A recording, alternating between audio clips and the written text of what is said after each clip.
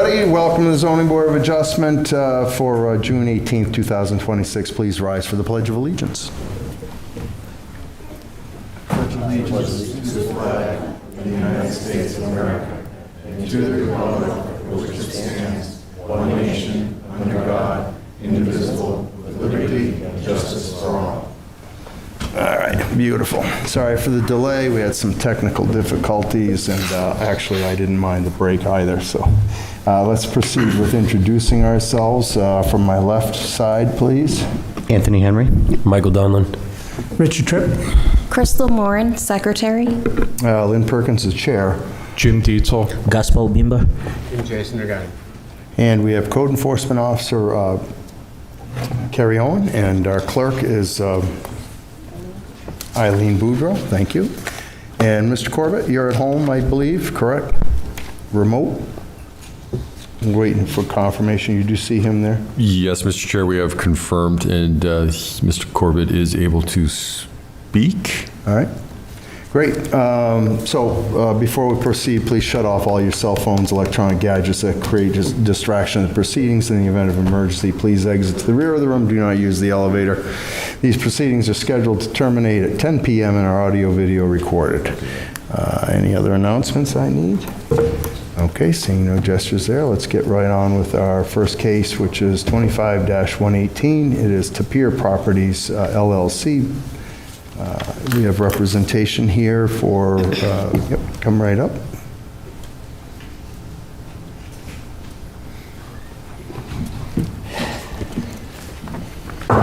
And good evening.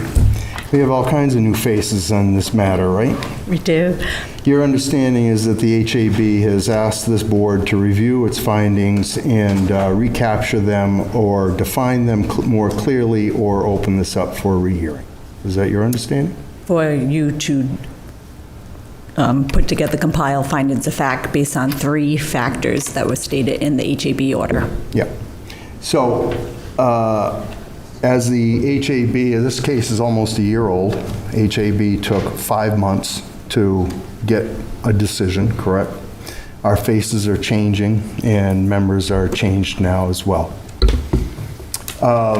I will say to you, for the record, in Mr. Attorney Swarnowski's presentation, there was one aspect that he almost had me swayed, and this vote was a 2-3 denial on the factor that his hardship definition and the merging of uses and how they may have been affecting the area was a strong argument. On the other side of this is the part that persuaded me to say no was the fact that as he defined the other properties similar that he was trying to duplicate in the zone, despite the fact that the zoning ordinance had changed. That he also wanted to have that he was willing to have a sunset on this use in the event that the owners or Tapir vacated that property, that housing unit would go with it.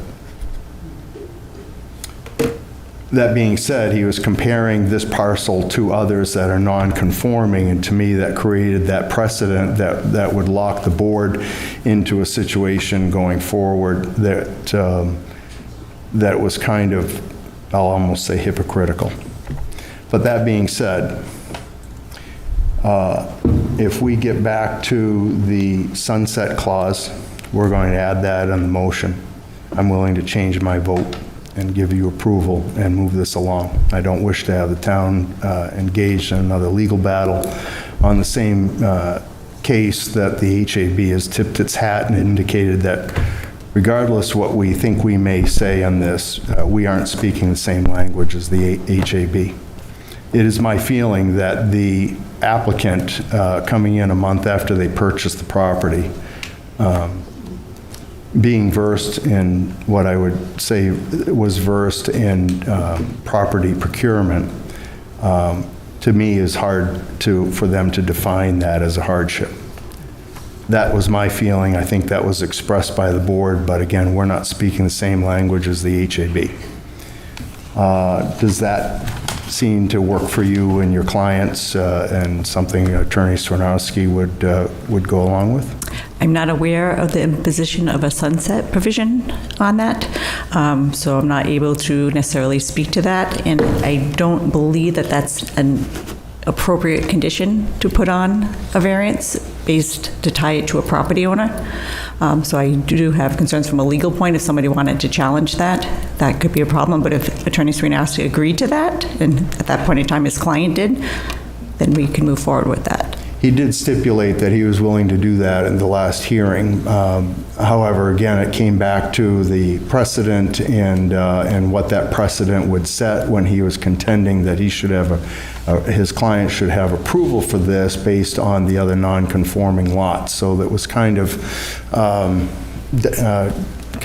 said, hypocritical in this matter. This board has put sunsets on this before, so the Tapir property would be protected in the event that it, until the day that it sells the property, and then that right would be extinguished, and whoever else purchased the property, be it 10 or 50 years from now, would come back to the zoning board, if a zoning board is still a thing at that time, and ask for permission to continue that use. If that condition is met here, we can dispose of this tonight, and your client can have the rights to proceed with their intentions. Okay? Is that acceptable to you? Yes. Very good.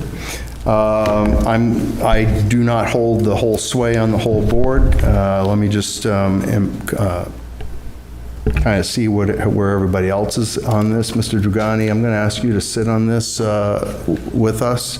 Okay. So this is Mr. Dragani, Mr. Dietzel, Ms. Moran, Mr. Tripp, and myself. Just before we proceed, let me get the other members' voices on this, and let's see how this goes. Anybody want to open up, have discussion there? Mr. Dietzel? Chair Mr. Perkins, Chair. can I interrupt for 1 second? Can I just have a moment while you're discussing, just to confirm that with Attorney Swiernowski by phone? Very good. Thank you. I'll tell you what, can we do this? Do you have quick access to him? I do. Okay. What I would do is I would say that if you want, we can suspend this for now, get into the next hearing, and then let you come back to it afterwards. How's that? Okay, good enough. So, motion to suspend this case for till the next, after the next case. So moved. Thank you. Second, please. Thank you, Mr. Dietzel. All in favor, say aye. Aye. Aye. Any opposed? Hearing none. All right, so next up is 26-114, this Promised Land Survey representing Peabody Family Revocable Trust.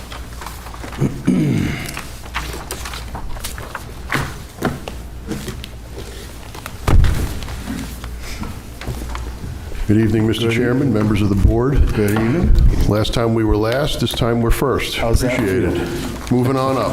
All right.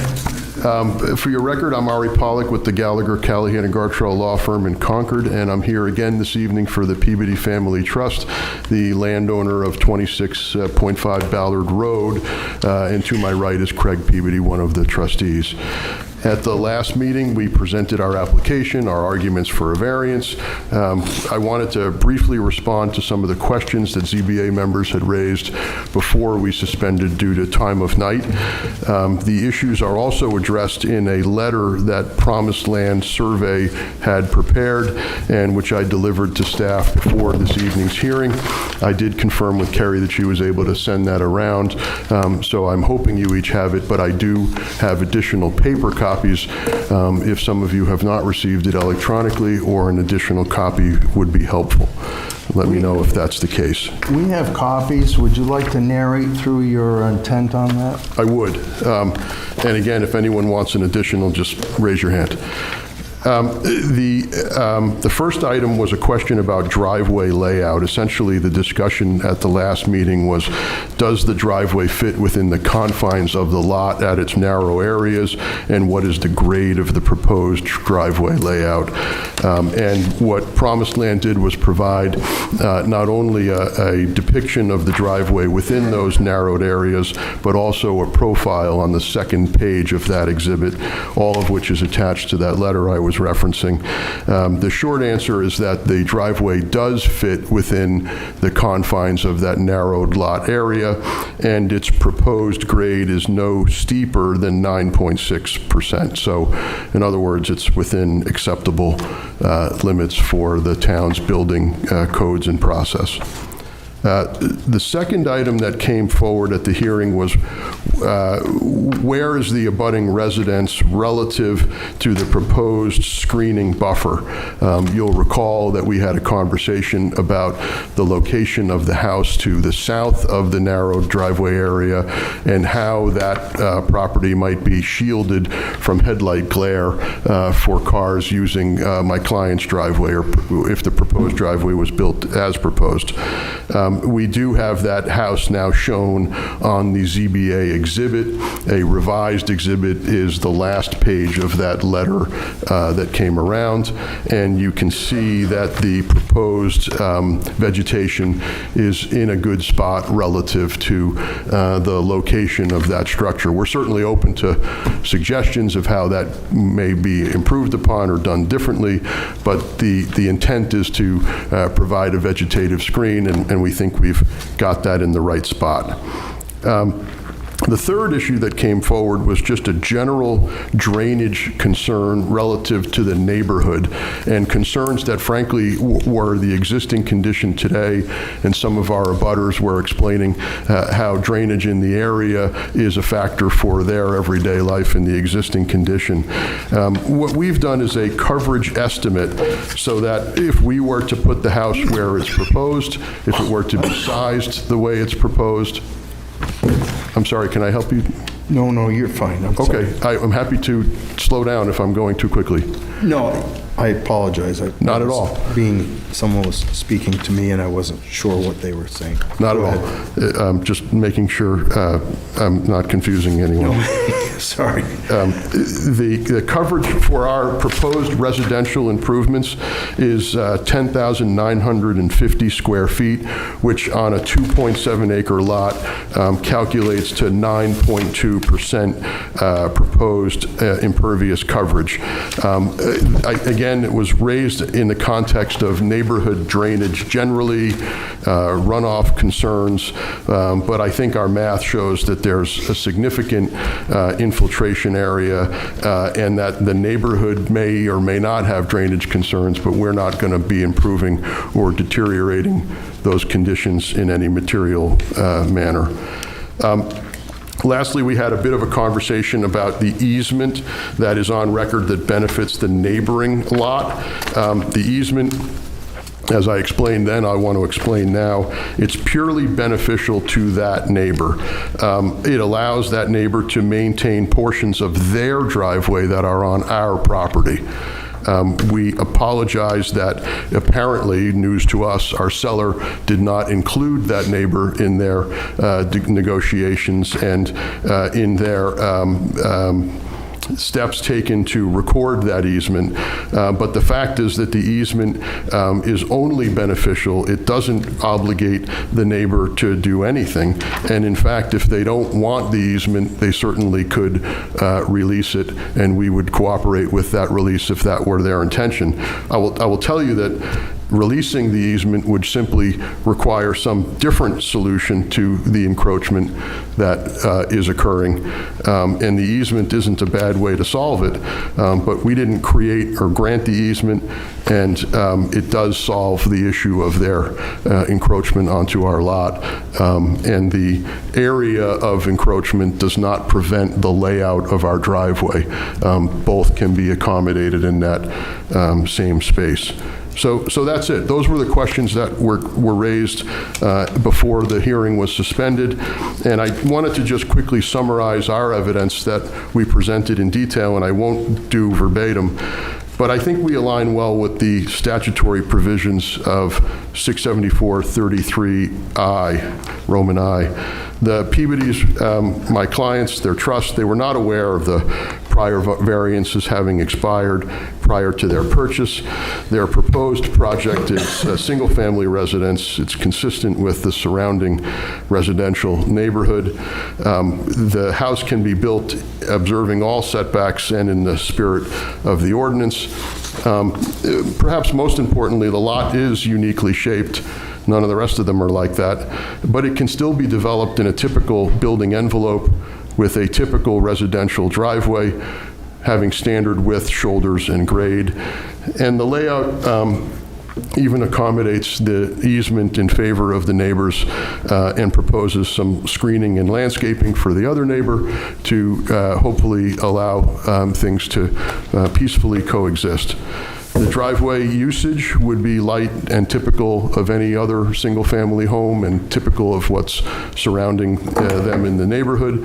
And we did provide a letter of valuation, a local broker's experienced opinion that no devaluation would result from one quality residential structure being added in the area. Having said all of that, my client will suffer considerable financial difficulty if the lot can't be reasonably used consistent with its surroundings, and that's why we're here asking for zoning relief. Really appreciate your consideration, and I'll leave it at that, but most certainly happy to take questions. On the easement, it's a benefit to the neighbor, essentially. If the easement were stricken or reversed, essentially that would create complications for the neighbor, snow removal, and they don't have to use the easement, but it's there regardless. That's correct. It's beneficial to them. If they don't want it, don't need it, don't feel it's helpful, they could release it. But what they would be releasing is the ability to use those areas of our property. To their benefit. I think.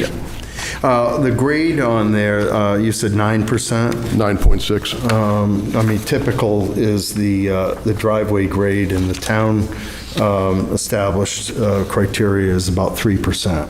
So you're about 6% over that. Now that 9% is going from, I'm just as a benchmark, from the structure towards the oval.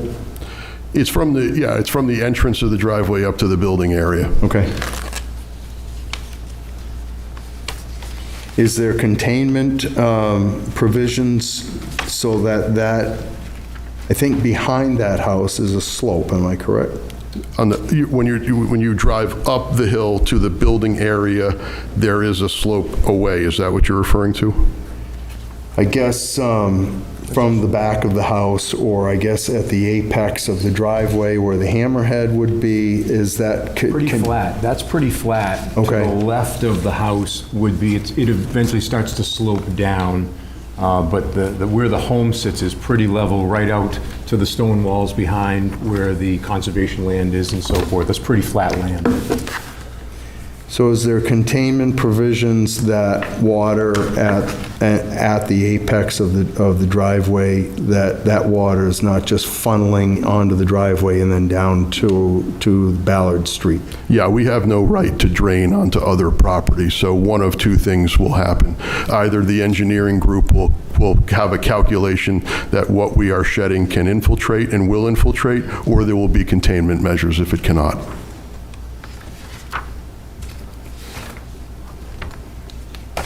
Do you have any discussions with the engineers at this point regarding that containment provision? We haven't, because the house plans have not been able to proceed to building permit because we can't clear zoning issues. We'll have to get there in order to receive our building permit.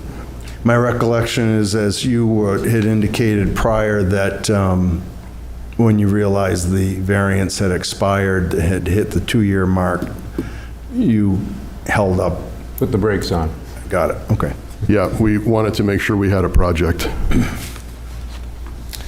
I think we talked about your septic location. It's already been established as a benchmark, but test pit has not been done, test pit data. It has been.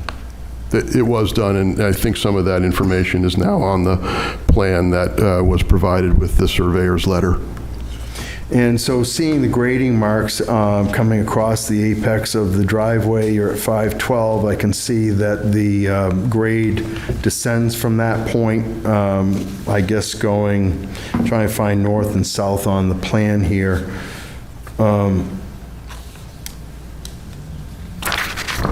I don't see north indicated on the plan. I don't see it either. I think it's, I suspect that's probably southerly or southeasterly, I suspect. the septic from the apex there? Yeah. Yes, I agree.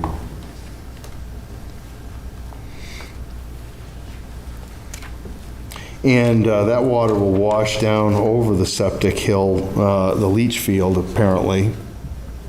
Where's the, if you're looking at the house from Ballard, and you have the left-hand end of the house, what continues on? Is that just upland, woods? Open space. Wooded area? This would, And so that water runoff has a place to disperse and not come down towards Ballard, correct? Correct. That's what I was explaining, that it either goes in the ground or gets contained. Yeah. Oh, it's verification, because I'm sure we may get some feedback on this, 100%. right? And with heading from the leach field towards Ballard, is there a berm of some sort that's ensuring that water is not just flowing towards the properties that are along Ballard?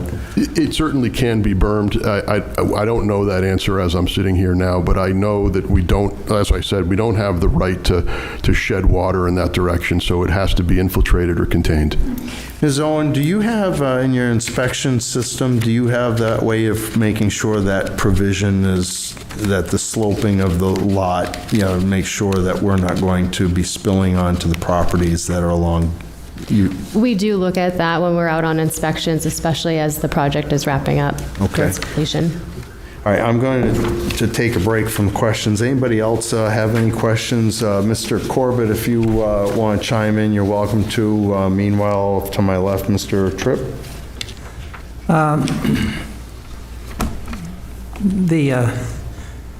The slope, as the chairman has mentioned, is an interesting situation. I do see that there is a negative grade after 400 feet, which appears to be about where the driveway begins descending. So I don't see the non-pervious surface of the buildings being a problem because it's behind the crest of the hill. We had just prepared that information in response to a question. Yeah, all right. But I agree, it's not a bad thing, the non-pervious surface of the residence being behind the crest of the hill.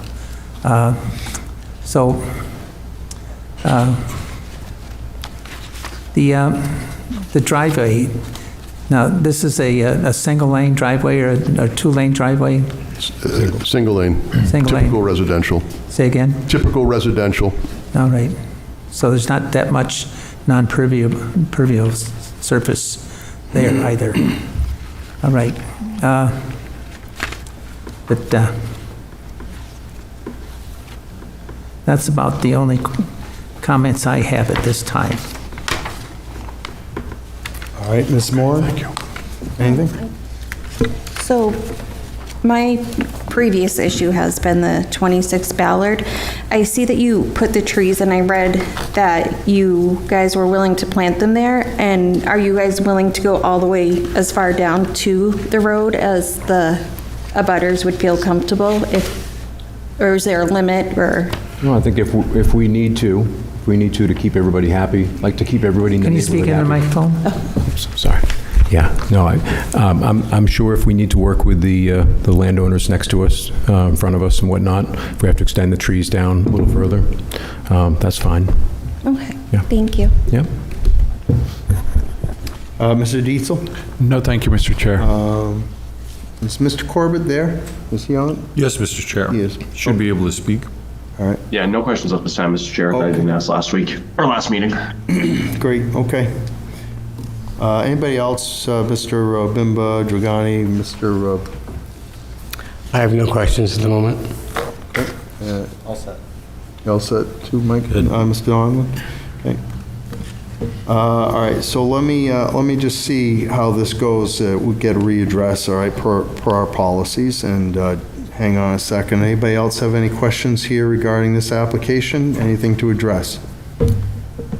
Seeing nobody rise, all right. We do have staff report completed from yourself, right, Mrs. Owen? Yes. All right.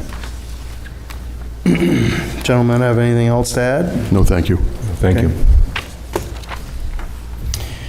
All right, I guess if there's no other questions, we can go into deliberation. I'll make a motion to go into deliberation. Thank you. Second. All in favor of deliberation, say aye. Aye. Any opposed? All right.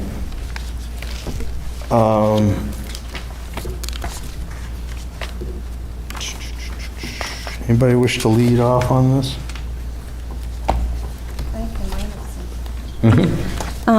With the previous case, there really didn't seem to be a compromise, and them willing to add the landscaping, I think,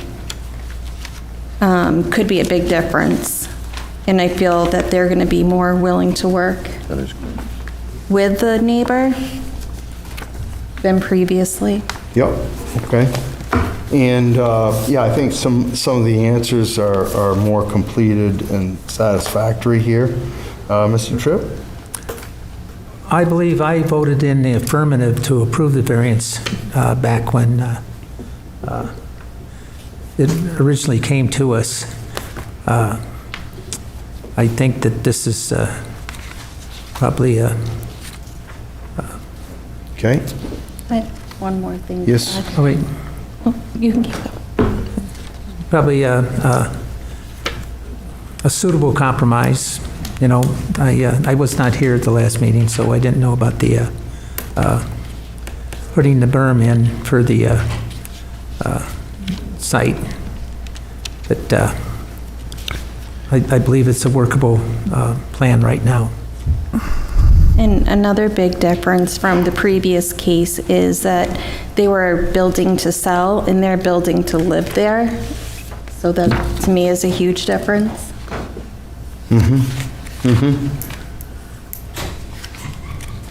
Oh, this was the last case, right?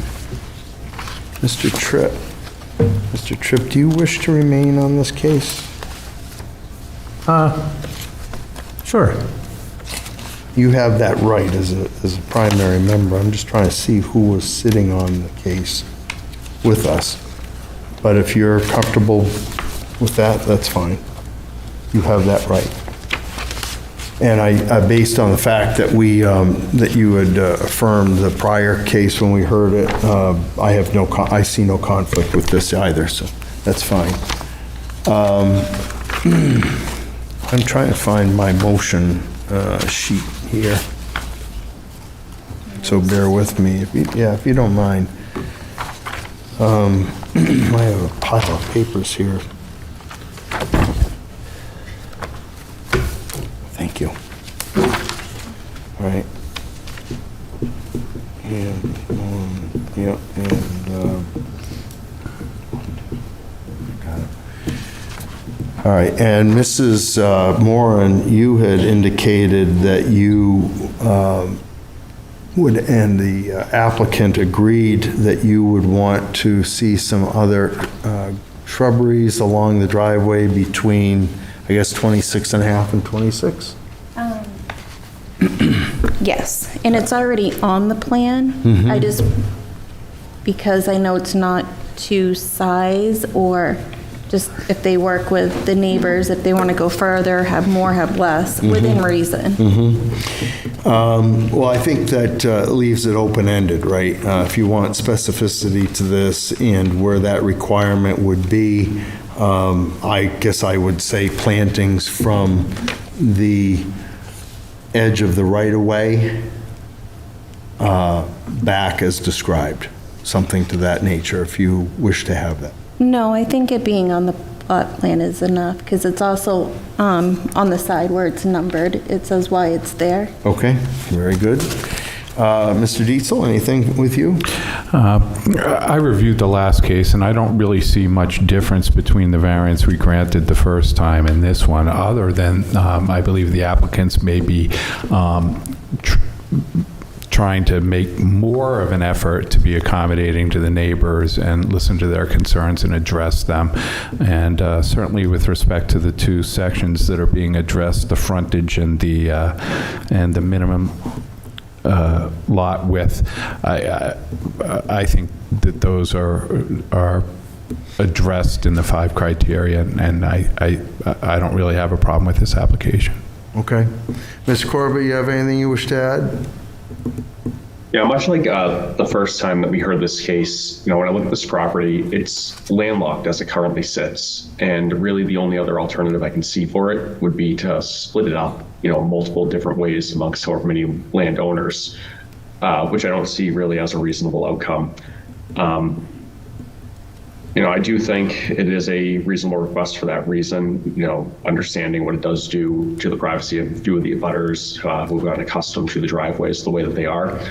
I did not agree, although I did vote in the affirmative last time, I didn't agree with the HAB's appeal and overturn of it. I thought it should have been remanded back to us. However, we did lose multiple appeals on that.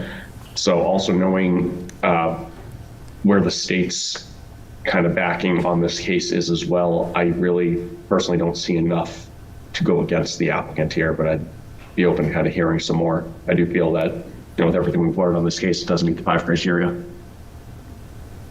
Okay. Yeah, and I would concur, and I really don't wish to go back down the same path we've gone down before. The intentions here, as Mrs. Moran has pointed out, are certainly different. And by no fault of their own, I guess the applicants were not totally aware of what they were going to deal with. But I also think that the mass of land that they're building on, as there's already been an approval, much to say against the board's will, but this would be kind of an illegal taking at this point if we did not concede with the applicant's request for relief. So anyway, we have typical structuring the motion subject to obtaining all state and town permits and inspections. And Mrs. Moran has chosen not to have specificity to the plantings. I think that the intent there for the between the driveway and the abutter, understanding some of those houses in that neighborhood, the driveways are relatively close to homes as it is in on some of the parcels. So this is not an egregious requirement here, and the fact that the applicant is willing to give those plantings as a screen and protection to the abutter is admirable. And if they did have the right frontage, they could put a driveway there. There's nothing saying that it couldn't be there if there was the required frontage, so I think that alone, that they're willing to work with them, says a lot. Okay, very good. Motion is structured, then we have the subject to obtaining all state town permits and inspections, and no one else has any other conditions. So that being said, we'll take a motion, come out of deliberation. So moved. Thank you, Mr. Tripp. Mr. Dietzel, you want to help out? Second. That's seconded by Mr. Dietzel. All in favor of exiting deliberation, say aye. Aye. Any opposed? All right, Mrs. Moore, you have a motion to read. I do, thank you. I make a motion on case number 26-114 to grant a variance to the terms of Article 6, Section 165-47.b.2 and Section 165-47.b.3 of the Town of Derry zoning ordinance to allow the construction of a single-family home with less than the required frontage and minimum lot width.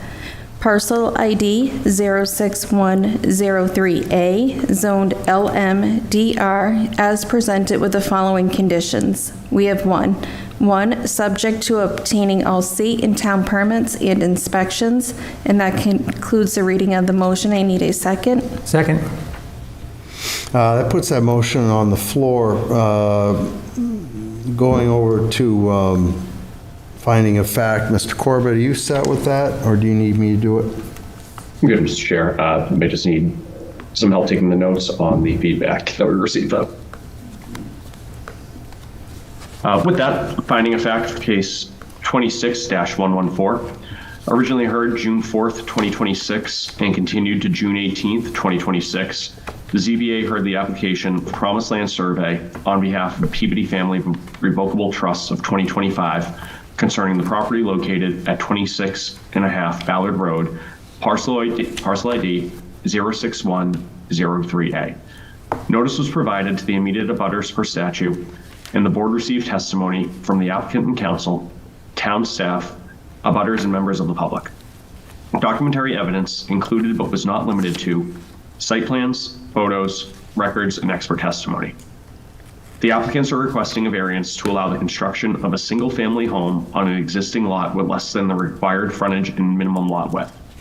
This property is located in the low-medium density residential zoning district, which requires a minimum of 150-foot lot frontage and a minimum lot width of 150 feet at the 35-foot front setback line, or 150 feet at the front lot line. A variance was previously denied in 2021 to allow the construction of a single-family home on the property. The decision was appealed by the applicant to the Housing Appeals Board in 2022, which resulted in the reversal of the zoning board's decision. The town of Derry subsequently appealed the HAB decision to the New Hampshire Supreme Court, where the HAB's decision was affirmed.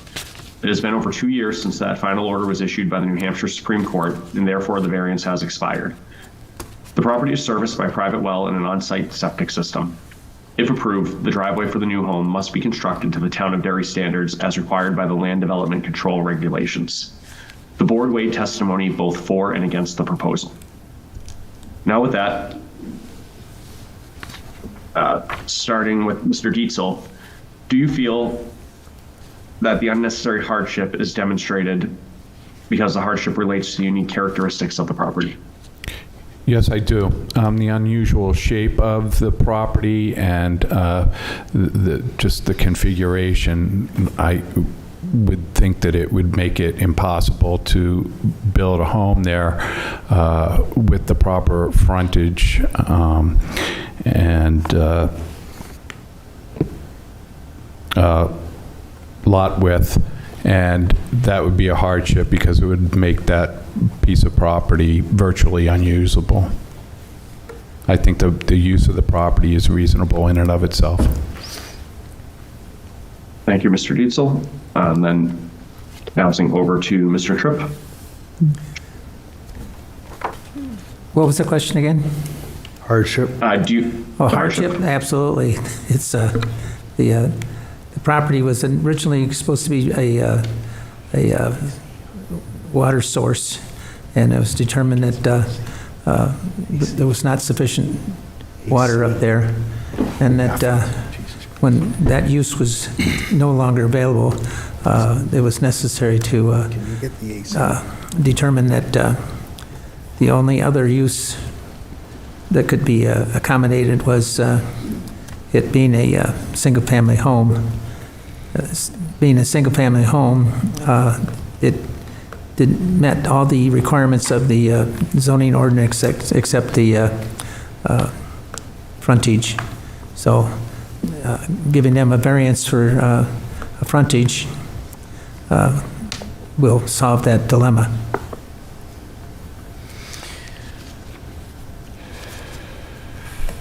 Thank you, Mr. Tripp. Ms. Moore? I also agree with what has been stated, that it is a hardship due to the frontage and not being able to use a lot of record.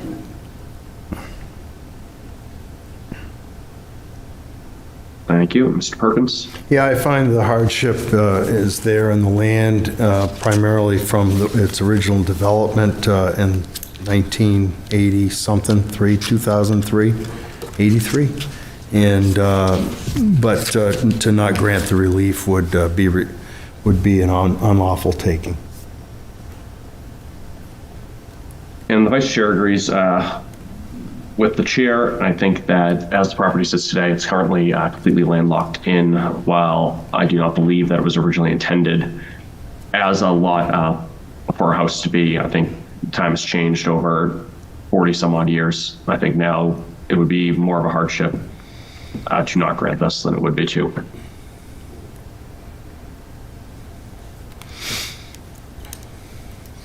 Mr. Diesel, I will start with you again. Do you find that this is not contrary to the public interest? And just before I move on, for those in attendance, just know that the finding of fact is structured in the positive, much like we do with our motions. It's not to suggest that we are leaning either way. You'll find this for the remainder of the evening. So with that said, Mr. Dietzel, do you find that this is not contrary to the public interest? Yes.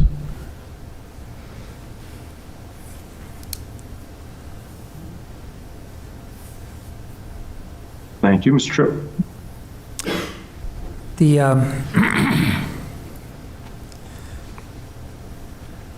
Not contrary to public interest? yes, I don't believe it is contrary to public interest. There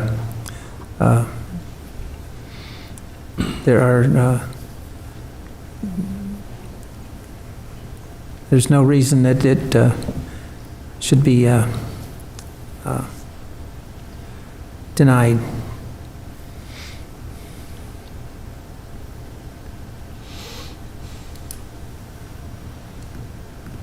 Ms. Moore? I feel with the changes in place that it will not be contrary to the public interest. And Mr. Perkins? I'm satisfied that the conflicts brought up by the abutters have been addressed, and I see no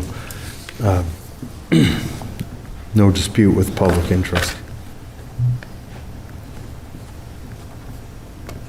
And I agree. While I understand the concerns that the abutters have and the feelings that they have after what they were originally told by the seller, when moving in, I think that overall allowing the aforementioned landlocked lot to be put to use is more beneficial to the overall public. So I do not believe that this is contrary to the public interest either. Mr. Diesel, do you find that this is consistent with the spirit of the ordinance, or that granting this variance would be consistent with the spirit of the ordinance? Yes. I don't believe it changes the essential nature of the neighborhood. I believe a single-family home in a residential area, notwithstanding the frontage issue, is within the spirit of the ordinance. Thank you. Mr. Tripp? The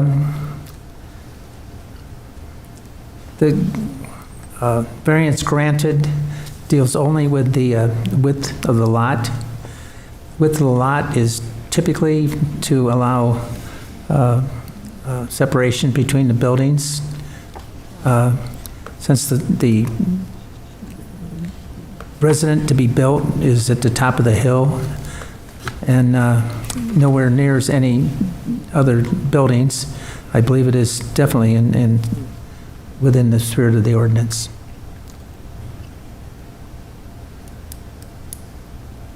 Ms. Moore?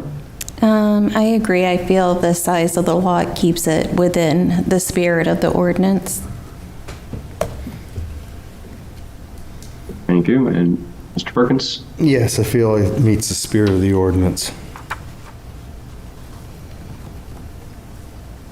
And I agree. I think the spirit of the width or the frontage should be required here was meant more for overcrowding. I don't believe that a single family house on a parcel of this size would go against the spirit of the ordinance. Mr. Diesel, do you feel that substantial justice would be served by denying this variance request?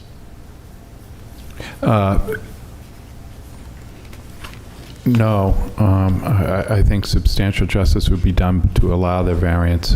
I think the benefit to the town for the denial is minimal compared to the potential benefit to the applicant.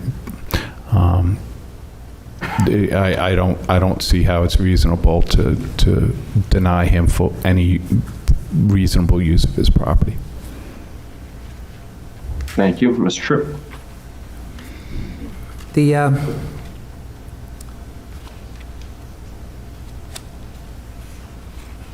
I believe that what Mr. Dietzel said pretty much is in line with what my considerations are. Thank you. Thank you. Ms. Moore? I feel that substantial justice is being done by granting it because of the previous HAB case or decision. Okay. Mr. Perkins? I think I may have answered this earlier and been out of sequence, but yes, I believe substantial justice is served at this point. And I also feel I think substantial justice would not be served by denying this variance request. I think it would just cause more harm to the landowner than by approving this variance request. All right, and lastly, Mr. Dietzel, do you find that the applicant has adequately demonstrated that surrounding property values will not be diminished? Yes, he produced an opinion that it would not diminish surrounding property values, and I have I live very close to that myself, and I don't feel that it would be contrary to my property values. So yes, I believe he met that criteria. Thank you. Mr. Tripp? Well, I have not heard any testimony as to whether the property values would increase or decrease. I would find it difficult to believe that permitting what is essentially a driveway in between the abutting properties would diminish their value. You. Ms. Moore?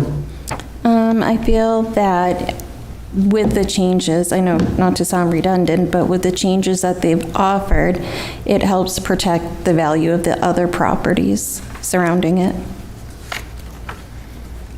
Thank you. Mr. Perkins? I don't see where it creates a diminution of property values, so I would say that that's firm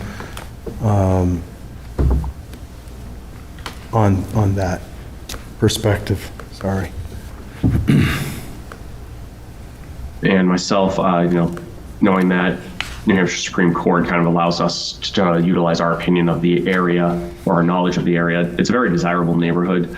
I don't think that an additional house there would be anything less than a net neutral to the surrounding property values. I don't think that one extra one-family house on the large size lot that it is would diminish anything where any of those houses were to hit the open market. So with that concludes the finding of fact. Does anybody have any additions or addendums that they wish to make to this? Oh, seeing no gestures there. All in favor of moving this for a vote, say aye. Aye. Any opposed? Mrs. Moran? Chair, I vote yes. Mr. Dietzel? Yes. Mr. Tripp? Yes. Mr. Corbett? Yes. And the chair will make it unanimous by a vote of 5-0, so congratulations, gentlemen. You can proceed with the building of your home. Anybody agree by this decision has 30 days to ask this board for review. After that, recourse would be to Superior Court. All right, good luck. All right, and back to case number 25-118.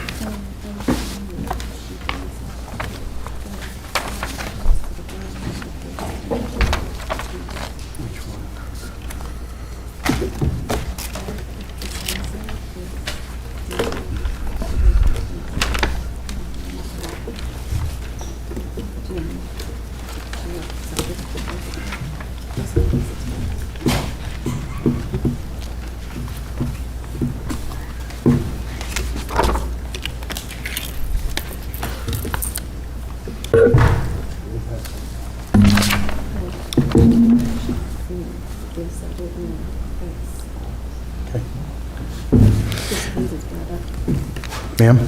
Thank you, and thank you for allowing me the opportunity to speak with my client, and I'm glad that I did. They would not want a condition attached to the variance, and there are several reasons, just so you understand their thought process. Just the practicality of it, the resale value. They do renovations down in the basement, they get an apartment set up, and then when they go to sell it, they can't market the property as having this unit because, from what you were saying, that variance would then end with the transfer of ownership. There would be a recoup of investments that would be of concern from them. And from a legal point of view, I believe that that's probably not a proper condition to attach. As this board is well aware, the variance runs with the land. You typically can attach a condition when it has to do with a medical disability. That's not what we have here. So those are our reasons for not wanting that condition. Ms. Moran, Secretary, has just brought that to my attention, so I'll roll with that. That's fine. It was an offer that Attorney Swinerski offered this board. Okay. Okay? Thank you. That being said, anybody have any comment on my proposal? Mr. Dietzel? No, thank you, Mr. Chair. Mr. Drugani, you all set? I'm all set, Chair. Mr. Tripp, any comment? No. Ms. Moran? I have none. All right. Let us reflect for the record that the chair will change his vote to a yes. Make that vote affirmed vote of 3-2. Do you need a finding of fact, or are you all set with this? I'm not following the process that you're engaging in, I'm sorry. Do you want a finding of fact, or are you all set with this? I believe the HAB wants a finding of fact. I'm changing my vote so Okay. that we don't have to go through that. If Okay. you want to have another night of a hearing, we can certainly do that. No, I do not. Okay, so you're fine with waiving the finding of fact? For a 3-2 vote, sure. It's painful, isn't it? I love process, so. All the best intentions of the legislature, and people are falling asleep in the room here. All right. And I'm just not sure if you can do that, just, Well, I'm willing to note that the chair has changed his vote okay. by a vote of 3-2. We will note the case number, and we will affirm with the HAB, or you can, that this matter has been resolved, and that as far as the Zoning Board of Adjustment goes, we've given relief to the applicant. It's noted with code enforcement so that your client can proceed. Okay. Okay? I'm sure that in the idea the HAB had, which was to remand this back to us, to see if we could get clarity. However, in their instructions, they also essentially said, do this or else, is my impression. And so instead of going through that and having to have a rehearing because we have to replace members who are no longer here, I think this is the easiest going forward. Okay. I'll read the motion. So I make a motion on case 25-118. The chair officially changes his vote to a yes vote, making this a 3-2 affirmative on the actions for Tapir Properties. Parcel number, parcel ID 32028, zoned general commercial, and subject to obtaining all state and town permits and inspections. Sounds reasonable? Thank you. All right. Anybody have any comments? That motion, could I have that moved, please, Ms. Moran? I'll second that. So moved, please. Oh, so moved. Okay. Second. Seconded by Mr. Dietzel. Anybody have any comments before we make a vote official? No? Okay. Nope. Mr. Dietzel? Yes. Mrs. Moran? I'm keeping my voted no. Okay. Mr. Tripp? I vote yes. You affirm that. And Mr. Corbett? I'm sorry, Mr. yes. Drugani. Mr. Drugani? I vote yes. And the chair will make that yes as well. Mr. Drugani takes the place of the missing original first member, changes that vote to at least a 3-2. It's now 4-1. You are affirmed. Your client can proceed ahead, okay? Thank you very much. All right, have a good evening. Thanks. Next case up is case number 26-115, tabled from June 4th. Represented applicant is Germaine Blaszka, representing GAL and LLC. Mr. Chair, I'm going to recuse myself on this case and step down. I have a business relationship with the applicant. Very good. Mr. Dietzel recuses. Mr. Obimba, would you like to sit in his place? Yes, Mr. Chair. All right, very good. Good evening, Attorney Germaine. Welcome back again. Thank you. How are you? Good evening, everyone. I'm here with Brent Cole with Granite Engineering. He's sitting to my right. Also here is Tom Lannon, who is the principal of this company, and also here is Attorney John Corby. The subject of this application is a 16-acre portion of the lot currently shown on tax map 14015. Lot 14015 has a total of approximately 83 acres and is situated on what will be an extension of 4th Street in the development known as Denali Estates. Lot 14015 is located on the LMDR district where the frontage requirement is 150 feet and lots are required to contain a minimum of 2 acres. In developing Denali Estates, the applicant has extended the municipal water line from the original portion of Daniel Road through the terminus of the new portion of Daniel Road and onto 4th Street, and will now further extend the water line onto the remaining portion of 4th Street and throughout lot 14015. Like all previous approved lots in the Denali Estate subdivision, all future subdivided lots in lot 14015 will be serviced by municipal water, thus eliminating the need for wells within the state and town required well radius and septic system separation on these lots. Lot 14015 is part of a larger development known as Denali Estates, which has a total of approximately 50 lots, which have been developed and approved by the Derry Planning Board in phases known as Phase 1, 2, 3, and 4. I'd ask you to look at Plan A through D on tab 4. The lots which are the subject of this application will be in an approximately 16-acre portion of the remainder of the property, currently known as lots 14015, as shown on Plan B. The desire of JAL LLC, the developer, is more logical development, a portion of lot 14015 containing approximately 16 acres. To better utilize the land with the availability of the municipal water and to protect the aesthetics of the development and abutting homeowners' properties. However, that would require that the lots in this 16-acre parcel contain less than 2 acres each. The applicant has 2 alternatives available to it. This 16-acre parcel can be subdivided into 6 lots, each with a minimum of 150 feet of frontage and containing a minimum of 2 acres. However, due to the configuration of the land, these would be commonly referred to as finger lots, each having a depth averaging 900 feet, and that's set forth on Plan C on tab 4. Obviously, this makes a substantial portion of each lot practically unusable to the owner. The owner would effectively be taxed on considerable land, which is impractical to use. The lots do not need to contain 2 acres each, since they will be serviced by municipal water. The alternative and better use of the land would be for the developer to create smaller lots on a new road, still within a minimal of 150 feet frontage, but with a minimum of 1 acre each, which would allow the lots to be more logically configured with more practical usable area serviced by municipal water. The current proposal is to subdivide 16 acres of lot 14015 into lots having a minimum of 1 acre each, serviced by municipal water, which will require a variance. The new lots will each have a minimum of 150 feet of frontage and more than 1 acre, but will be less than 2 acres each. That's set forth on Plan D in tab 4. Under the current zoning regulations of the town of Derry, other zones in Derry allow for as little as 15,000 square feet of area if serviced by either municipal water or sewer service. The applicant is of the opinion that requiring 2 acres in an area serviced by municipal water is arbitrary and therefore presents a hardship to the owner.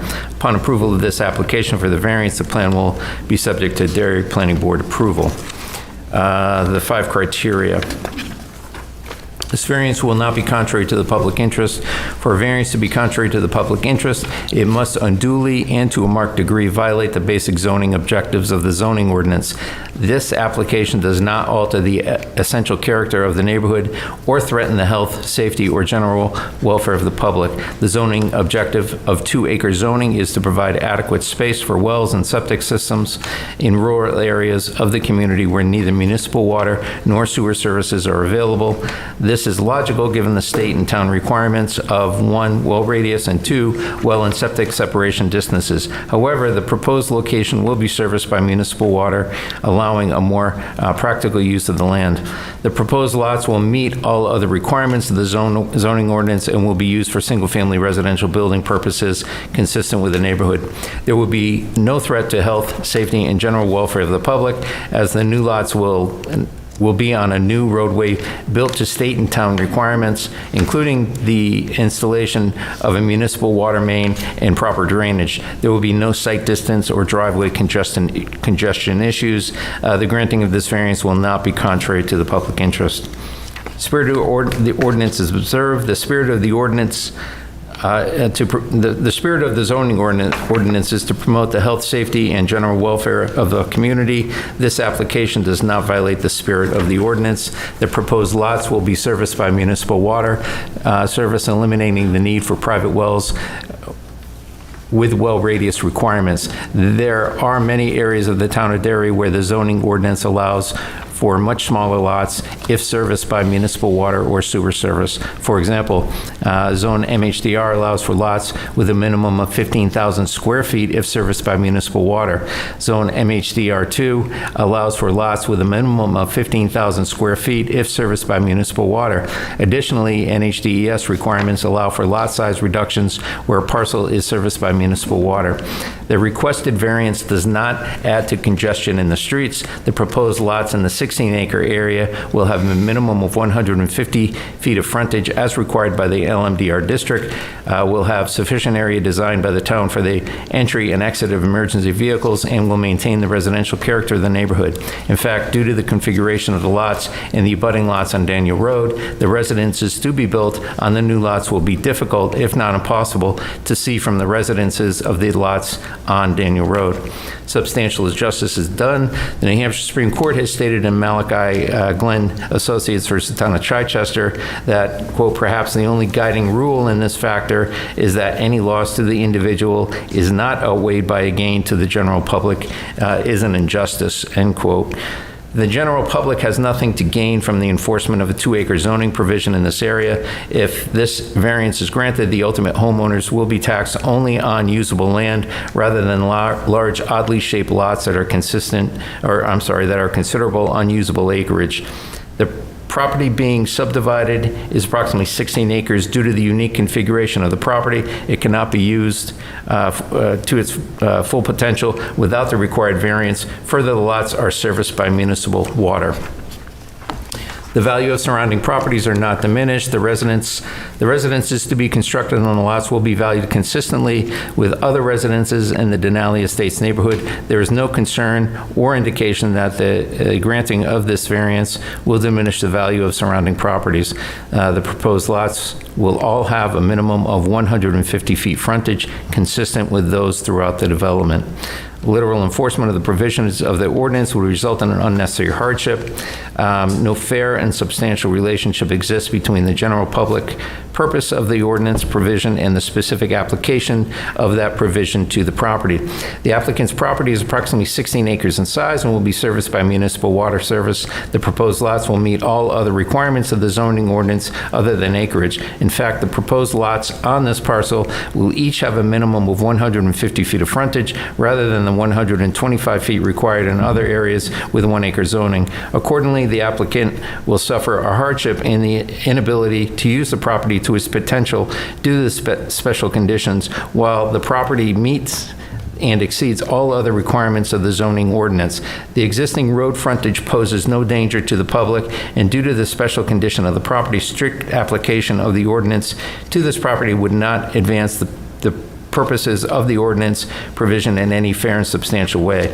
There is no harm of any other landowner by the granting of this variance. Real estate assessments by the town of Derry take into consideration the acreage of every parcel assessed, causing homeowners to pay taxes on land that is impractical to use due to unreasonable zoning requirements where municipal services are available amounts to an unjust burden to the residents. Derry zoning ordinance allows for lots of 15,000 square feet in the MHDR and MHDR2 zones where the municipal water is available. There is no other reason stated in the ordinance for the reduced lot sizes. The requirement for 2 acres in the LMDR zone where municipal water is available seems to be arbitrary, as no other reason for the requirement is stated in the ordinance. This presents a hardship to the applicants. The New Hampshire Supreme Court has stated in the town of Chichester versus Brooks that zoning ordinances must be reasonable, not arbitrary, and must rest upon the ground of difference, having a fair and substantial relation to the object of the regulation. The intersection of Daniel Road and Forest Street was strategically positioned during the initial stages of the development and design of Denali Estates to be at right angles at locations that minimizes wetland impacts. Moving the intersection further north would have resulted in a greater impact on a larger wetland area, while moving south would have extended the dead end on Daniel Road beyond the desirable length. You can see the wetlands set forth on Plan D. Furthermore, the intersection was designed to include a 4th leg of the future Phase 4 because Phase 4 requires 2 wetland crossings. The developer precisely located the intersection to ensure utilization of the alternative that least impacted wetlands affected by the crossing of Daniel Road and Forest Street, to ensure the safe intersection of the design and to satisfy the Department of Environmental Service requirements. This requirement necessitated shifting of future Phase 4 roadway farther south, which significantly limited the opportunity to utilize the 16 acres for which this variance is requested. New Hampshire legislature has obviously recognized that problem of requiring excessive lot sizes where municipal water is available. SB 84 proposes to set a maximum lot size for single-family residence use based on the type of infrastructure servicing the lot. One provision of the proposed legislation is for lots serviced by municipal or community water infrastructure. No ordinance shall require lot sizes greater than 44,000 square feet for single-family residential use where there is adequate water system capacity to accommodate development on such lots, unless the municipality provides empirical evidence that the water system cannot support additional homes. While this proposed legislation has not yet passed in New Hampshire legislature, it is evidence that the legislature recognizes the need for more practical use of available land. The special conditions of municipal water service being available to this parcel distinguishes it from other properties in the LMDR zone, resulting in a hardship to the developer whereby the property cannot be best used in the strict conformance with the ordinance and variance, and therefore necessary to enable a reasonable use of it. The zoning ordinance of the town of Derry states that its purpose is to promote the health, safety, and general welfare of the community. It further states that the intent, among other things, is to assure the adequate provisions of water, assure the proper use of natural resources, give reasonable consideration to the character of the area involved and its peculiar suitability for particular uses, and encouraging the most appropriate use of land throughout the municipality. Allowing the variance requested is in accordance with the basic purpose and intent of the zoning ordinance by permitting the reasonable and most appropriate use of the land serviced by the municipal water system, consistent with the remainder of the development. At a recent meeting of the Derry Planning Board, one of the items proposed for future discussion was a need to revisit zoning requirements in view of the extension of municipal water services in Derry since the last revision to the ordinance. There was a positive response by members of the Planning Board to the suggestion that this topic needs to be revisited. This is further evidenced by mere passage of time and improvements by the municipal services have inadvertently created circumstances which presents a hardship to landowners. And I believe that was just as recent as April 1 of this year when that was discussed. The proposed use is a reasonable one. The proposed use of the property is a reasonable one. Single-family residences are the permitted and predominant use in this zone, as will be the case with this parcel. The lot will meet and exceed all requirements of the zoning ordinance other than the acreage requirements, and there will be no adverse impact to any other lot in this development. I'd be happy to take any questions. Did you want to add anything to that? I don't think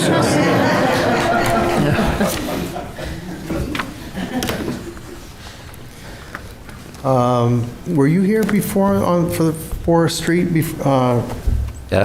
months ago? A few months ago, yes. Yeah, okay. So many and so little time to remember. All right, I have no questions. Anything from the rest of the board? Nope, no gestures? Okay. Mrs. Owen, you want to give us your commentary? Sure. I don't have anything to add to that presentation, but I'll kind of just reiterate and state the facts.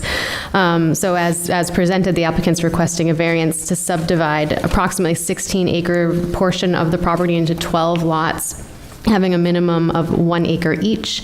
Property is located in the low-medium residential zoning district, LMDR, which requires a minimum of 2-acre lots. Therefore, the variance is being requested this evening. As previously stated, this remainder of the parcel is approximately 83 acres, is part of the ongoing Denali Estates residential development project. The proposed lots subject to this application will be located within approximately 16-acre portion of the parcel, which is located within Phase 5. The proposed lots, Phase 6. The proposed lots would meet or exceed the 150-foot minimum lot frontage requirement. The proposed lots would be serviced by municipal water and private septic systems. The fire protection is also required in the form of cistern or residential sprinkler system is also required. If approved, a subdivision approval by the planning board will be required, and appropriate permits and inspections will be required as well. Thank you. Okay, very good. Anybody have anything off of that? No?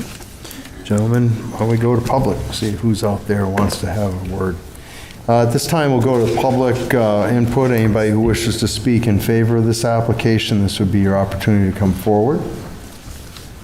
Seeing no one rise. Likewise, anyone who is opposed to this application has questions to it, may come forward at this time. See no one rise there. Seems limited friction this evening, Attorney Germaine. Okay. All right. If no questions and the great presentation, we can go into deliberation. Mr. Chair, I have a question for Attorney Germaine prior to deliberation. Mr. Corbett? Attorney Germaine, I'd like to go back to where you stated that denying this would be a hardship, because I'm having a tough time seeing that where 6 parcels would work, where I do feel that 12 is a bit of an overreach. Could you please explain why you feel that only granting 6 would result in a hardship? Well, I think we set that out in detail in the application itself. I would like Brent to, Cole, to talk about the roadway itself, because I think that makes a big difference in how we got to this. Sure. And if you could you switch to the first sheet of that plan set? It's the overview plan. And I think it's kind of important to take a step back on how, we got here. I know this board wasn't necessarily involved in the first 4 phases of this project. We don't have that. All right, so if you switch to the first sheet, you guys should have that in your packet. You'll see an overview of the overall project. The first phase came off of Daniel, and again, water is being extended along all these phases. Is this Plan A? Yes, Plan A, sir. Thank you. The second phase was continued through Daniel up to that intersection. The third phase, and arguably one of the most important phases, was bringing Forest Street into that intersection. And that intersection is the critical component of this project. Not only is it where topographically Daniel and Forest meet, but it allowed us to extend Daniel further without exceeding any dead-end lengths that the town wouldn't be amenable to. It also situated the intersection at a wetland spot where we could legally cross, and that is at the thinnest spot of the wetland, so that it would be approvable by your Conservation Commission as well as New Hampshire DES. And that allowed us to extend the roadway into Phase 5. While Phase 5 is still being designed and hasn't been submitted to the planning board yet, the road would meander down through and have another wetland crossing at that smallest spot down on the south side of where Phase 5 is. This shifts the roadway very south on this vacant piece of land, which leaves this north area, which is some of the more beautiful land of this parcel, very unused. And if you see from plan, I think it's C, you'll see what the alternative is going to be. And it's 900-foot flag lots, 6 fingers, that essentially don't use the good portion of this land. Because we have municipal water, and we met with town staff, they completely agree that Plan D is the preferred alternative out here. And when the zoning ordinance was, or the zoning map was put into place, it was unlikely that they thought that water would be extended into this area, because 2 acres is just unnecessary when you have municipal water out here. DES, we have to get septic permits. They would never require 2 acres for this type of development. But what this development does in Plan D is it allows for lots that are very similar to what has already been constructed. Wider lots to allow for different styles of housing, proper side yard setbacks, and a reasonable rear setback, instead of 600 feet that will likely go unused by any of the homeowners. So honestly, this is a better product, and it is a product of the zoning ordinance not accommodating municipal water in this district.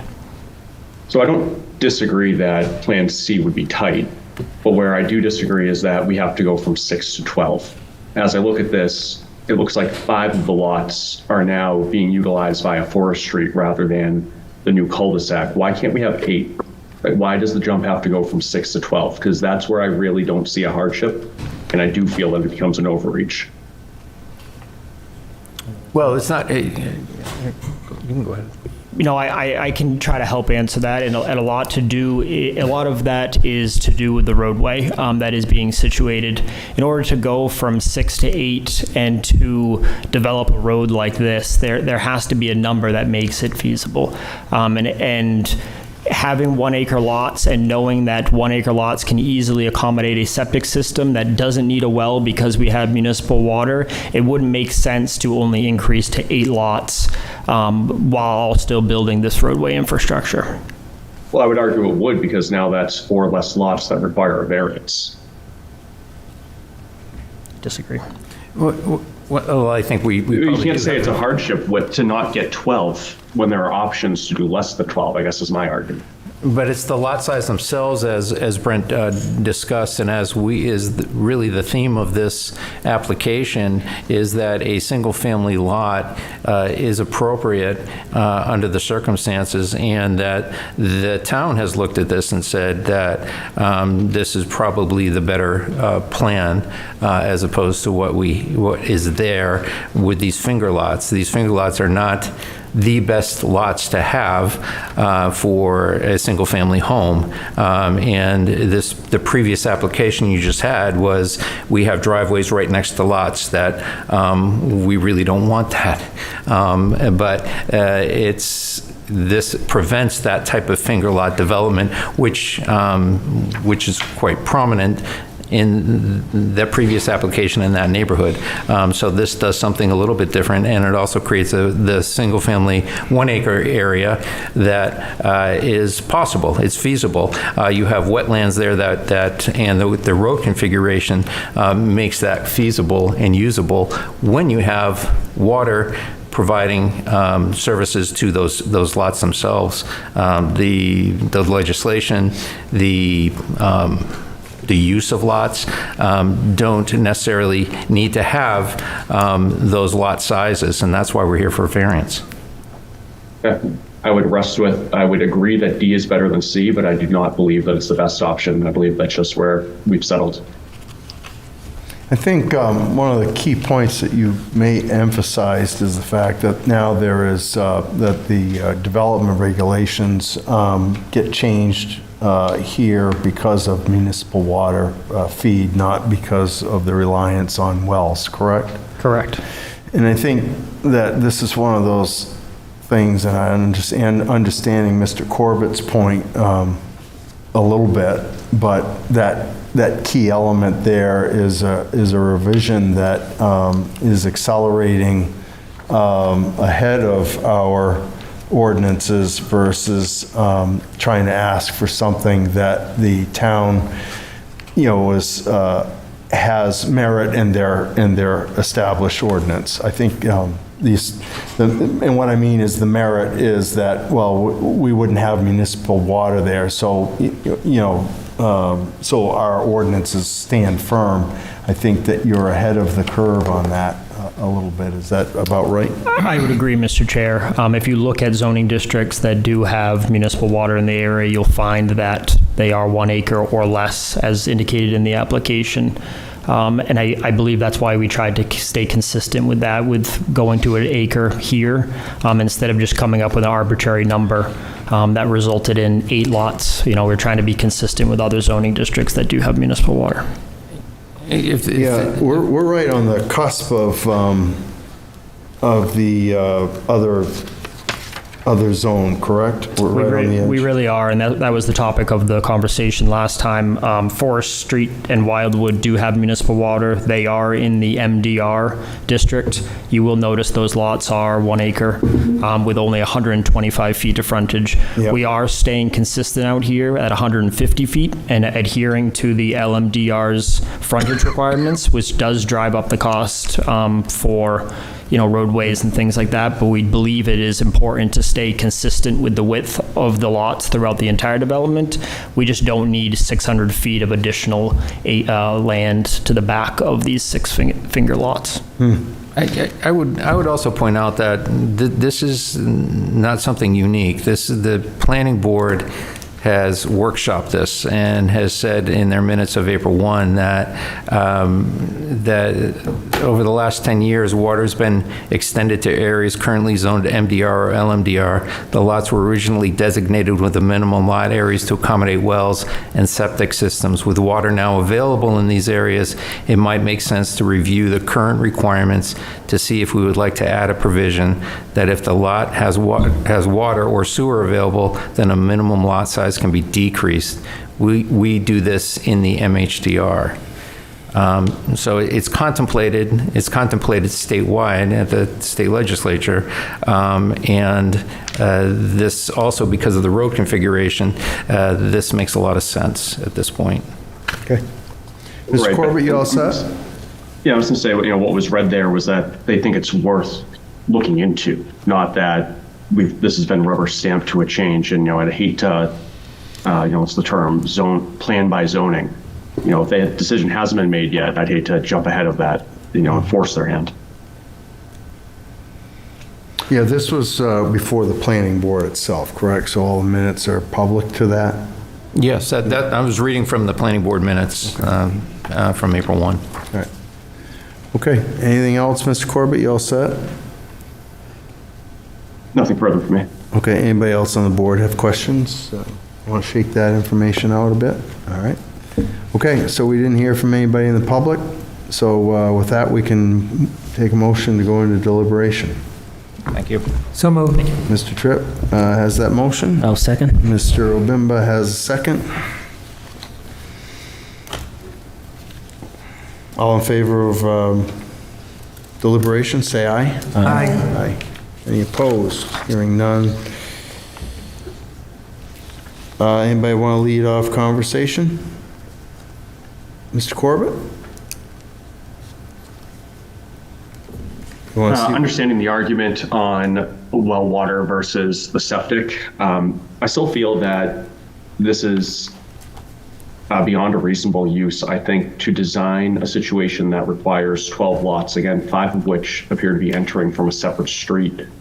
One that takes away from a neighborhood concept, I think of what you'd be looking for what you're developing.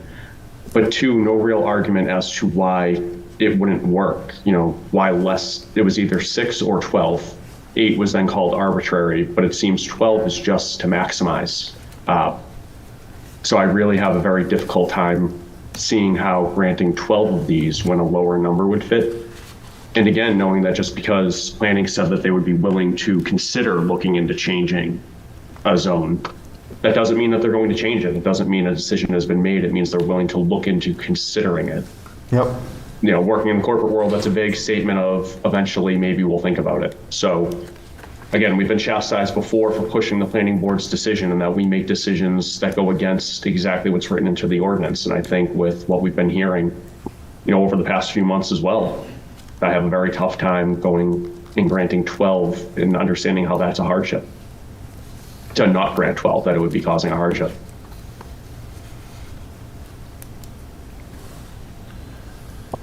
Yeah, that's not a bad argument.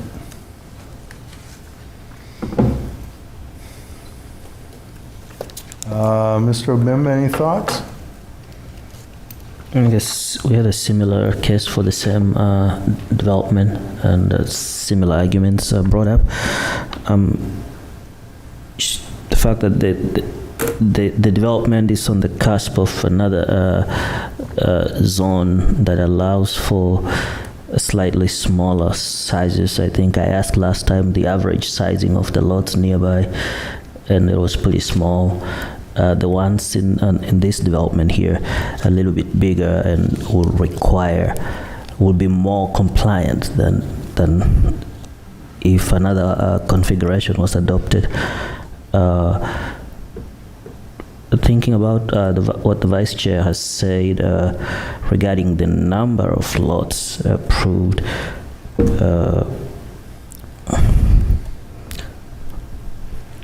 besides maximizing a return here on investment, which is a good argument, even though it's not part of the hardship, based on what we've said before, I think the design here is a very good use of this phase here. The addition of that cul-de-sac will keep all the lots conforming in terms of other requirements, frontage and all, not so. I don't believe it's an excessive ask. It's a reasonable ask. It's in line with the other phases of this development. Mm-hmm. I have something. Ms. Moore? I understand what Mr. Corbett is saying, but even if you went from 12 to 8, they're still non-conforming, and they go from 1 acre to 1.5. In adding that, I don't see the benefit. If you add that half an acre to the properties, I don't think it's gonna make or break it. I see, I'm thinking that the way they picked it was by the frontage, and if it had the appropriate frontage and all the other setbacks is how they got to 12, but to go to 8 and make it 1.5 instead of 1, I don't think it's gonna make a difference.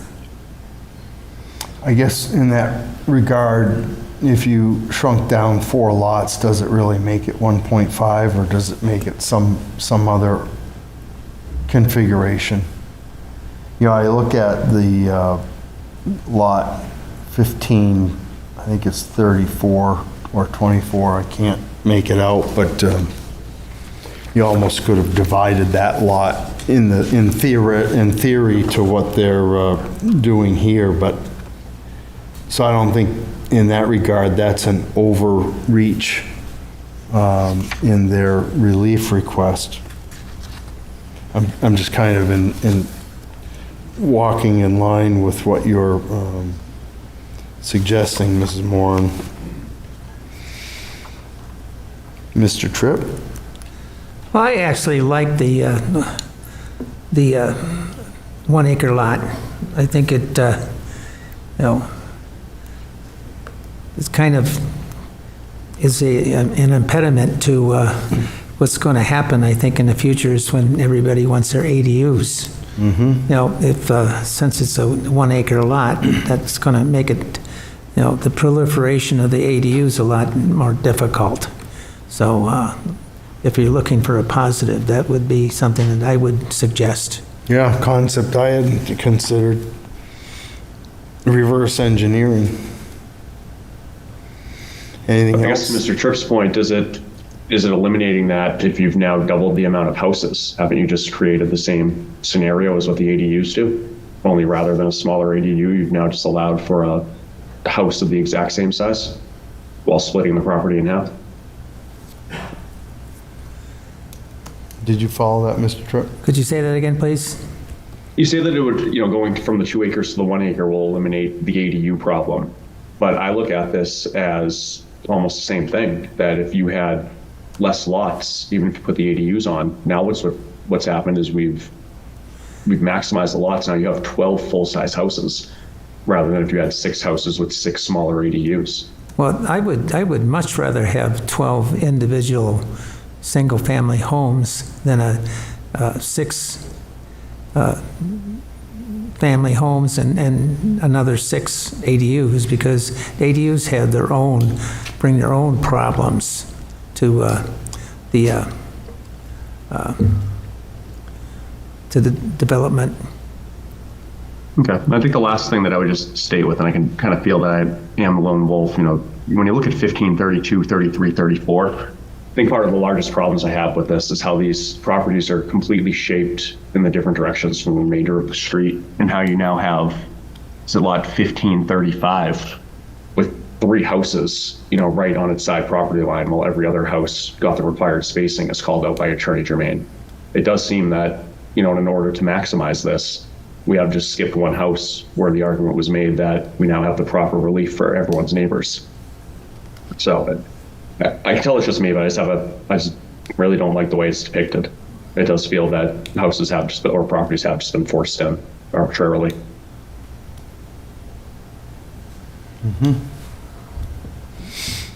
Okay. Well, I find myself, appreciating Mr. Corbett's commentary, but I also remember looking at this a couple of months ago and identifying the wet area and how they had to approach this, understanding that there's an overage if you stick to the ordinance without the relief. You are creating land that could not be used within its reason. I identify with Mr. Corbett's point, however, that the board has been overly criticized by its appointing authority sometimes for not walking through and staying completely identical to the town's development regs, but our considerations go beyond that, and understanding perhaps the first case that we had this evening and how the legislature and the state is pressing, taking local control away. We also know that we're susceptible to a recall on a vote. So I find that putting all those points out there, I find that the reasons for the design of this portion of the development fall within those reasons that are working by statute, and with the idea that the parcels are being adequately utilized. And likewise, I like Mr. Tripp's point that the smaller parcels help eliminate multifamilies being built on the same parcel. Well, the other thing is, I would suspect that when the zoning ordinance is updated this year, they may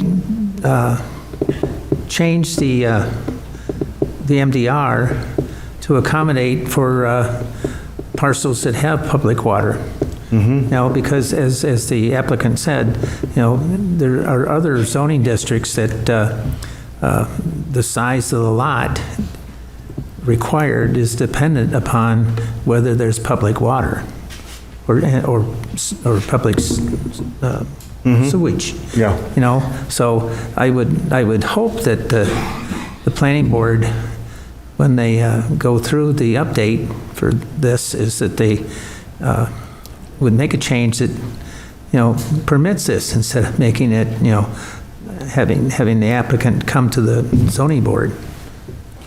Yeah, you know, it's funny because, you know, if you jump ahead of 5 criteria, spirit of the ordinance, the design and development regs in the book give acceptance in other zones for parcels that may have public water versus private water, public septic versus private, public sewer versus private septic.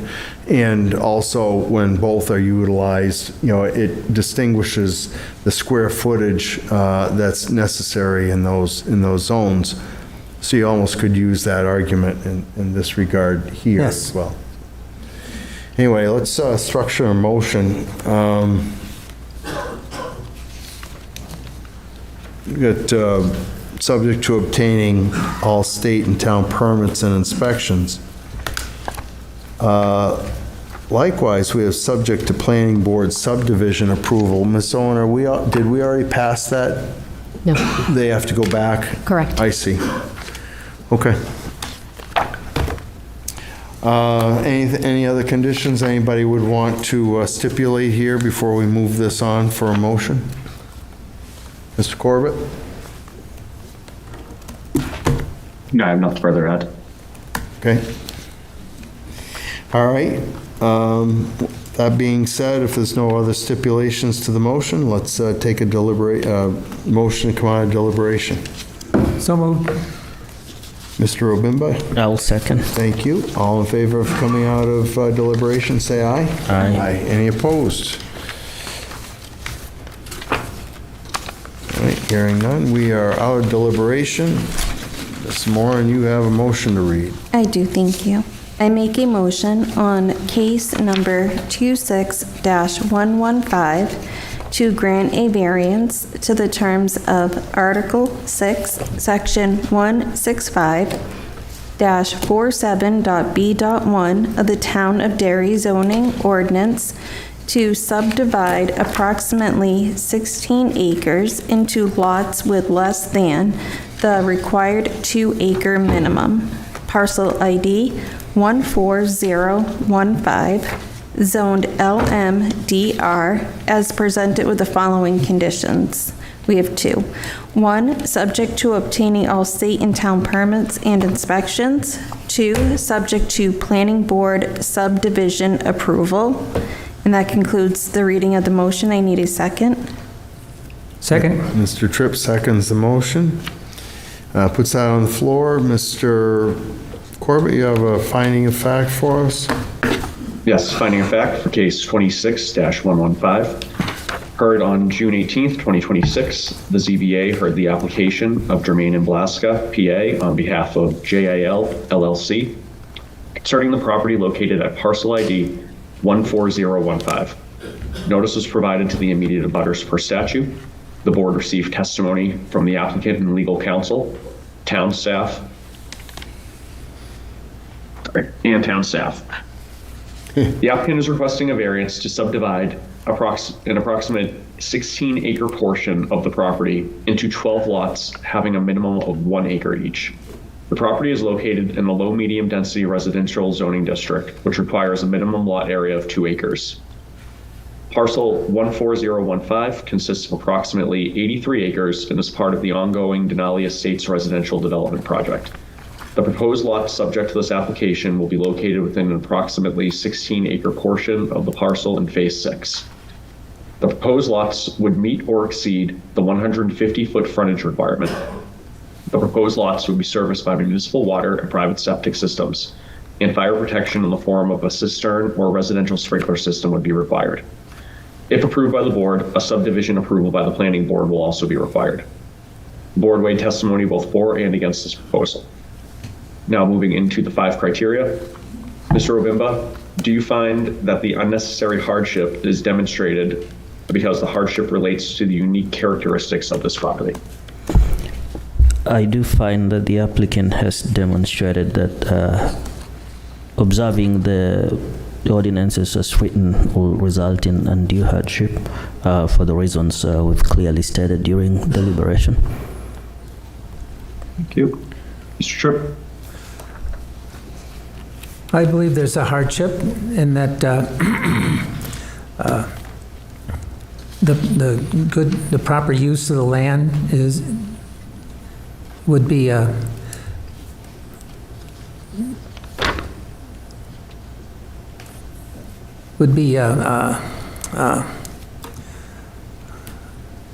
diminishment of the number of housing units that are going to be provided. You know, I know that this is something that has been discussed deeply at the State House, and that you know, the housing market, or the number of units that are available in the state, needs to be increased significantly. I think that this is an opportunity to make better use of the property in this development. Thank you, Ms. Moore. I do agree with what has been stated. I also believe that there is a hardship with the wetlands that they're basically at the mercy of to work with. Okay, Mr. Chair. Yeah, I find that the hardship exists. This allows maximum usage of the acreage without landlocking any of the parcels. And I do not feel the hardship has been met. I feel that there are other options that would not result in 12 lots that would require not meeting the requirements. Mr. Obimba, do you find that this is not contrary to the public interest? I do. I find that this meets or exceeds public interest. It develops a new lot. Looking at the testimony and the evidence in our packets, arrangement of the roads to do limited or minimum impact to the wetland preserves that full character of that neighborhood and serves public interest. Thank you. Mr. Tripp? I believe that the developers' forward thinking to have public water supplied to this area permits the lot to be subdivided into a greater number.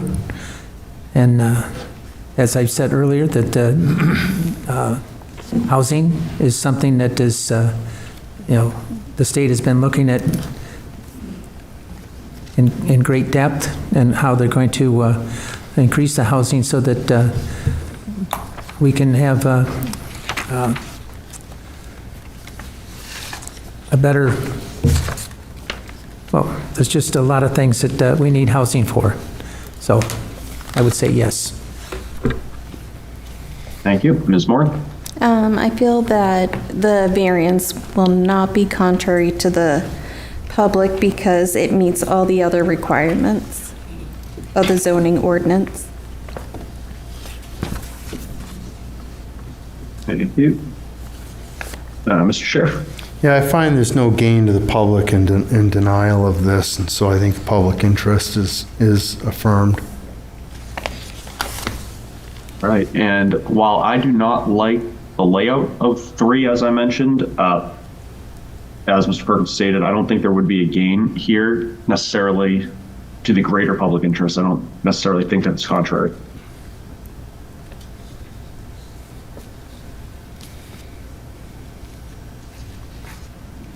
Mr. Obimba, do you find that this is consistent with the spirit of the ordinance? I do find that this is consistent with the spirit of the ordinance. looking at all the neighboring zones that require even smaller lots because they're serviced by municipal water and sewer, we've seen, I think DES allows for lot sizes to be reduced if the town serves them with water.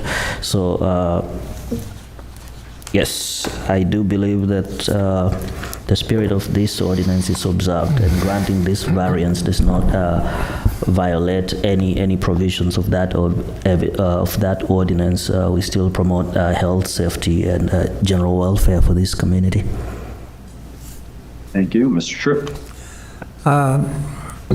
As the applicant spoke to during his presentation, the reason for the 2-acre minimum was primarily to accommodate a well in addition to the septics for each individual lot.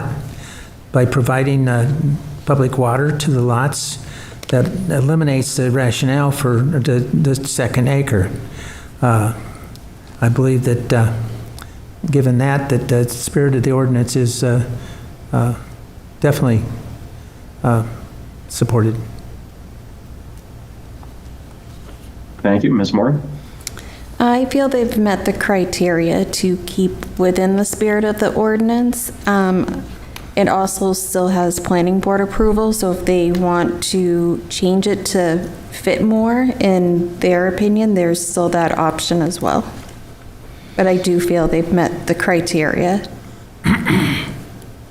Thank you. And Mr. Perkins? I'm comfortable with the spirit of the ordinance, just outlining the frontages and the intentions of the development regulations. Right. I do not feel that it would be consistent with the spirit of the ordinance. While it was noted that perhaps over a period of 10 years that this should have been revisited while water has come in, to me, that's 10 years where it has not been revisited while the option has been on the table. I think that while there's consideration to making a change, that until that happens, that right now it is directly against the spirit of the ordinance, so I am a no. Mr. Obimba, do you find that substantial justice would be served by denying this variance request? I believe that denying this request will not give any of the dairy public any gains. The application has proven that it's a reasonable use. The board has deliberated and seen those factors. It's making a very good use of a unique land configuration, avoiding wetlands, promoting safety by adhering to the frontage requirements. Denying this does not grant us, the public, any injustice. So I believe substantial justice will be done if we grant this variance. Thank you. Mr. Tripp. I believe that denying the variance will provide no gain to the public.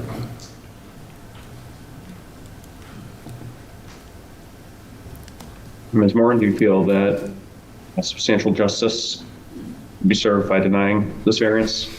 By denying the variance and forcing the 2-acre zoning provision, it's not benefiting anybody and leaving homeowners with unusable land.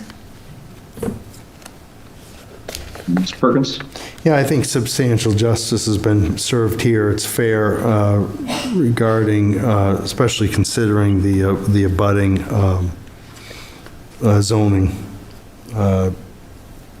district. Okay, thank you.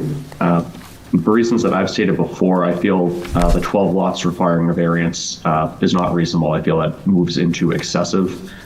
For that reason, I do not believe, or I do not agree that substantial justice would be, I do believe that substantial justice would be served by denying it. I believe we could find a more beneficial use.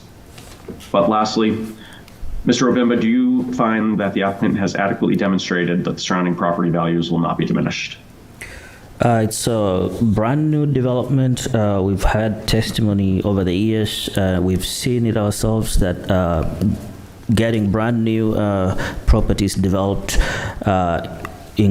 generally increases values of surrounding properties. So I do believe that the values of the surrounding properties, some which are still under construction, will be increased. Thank you. Mr. Tripp.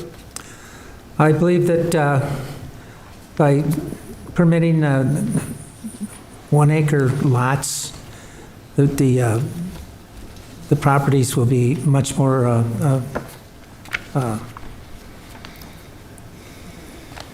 useful, and that the values for the costs for these lots will be significantly less than the 6 lots that are of the 2 acre dimensions.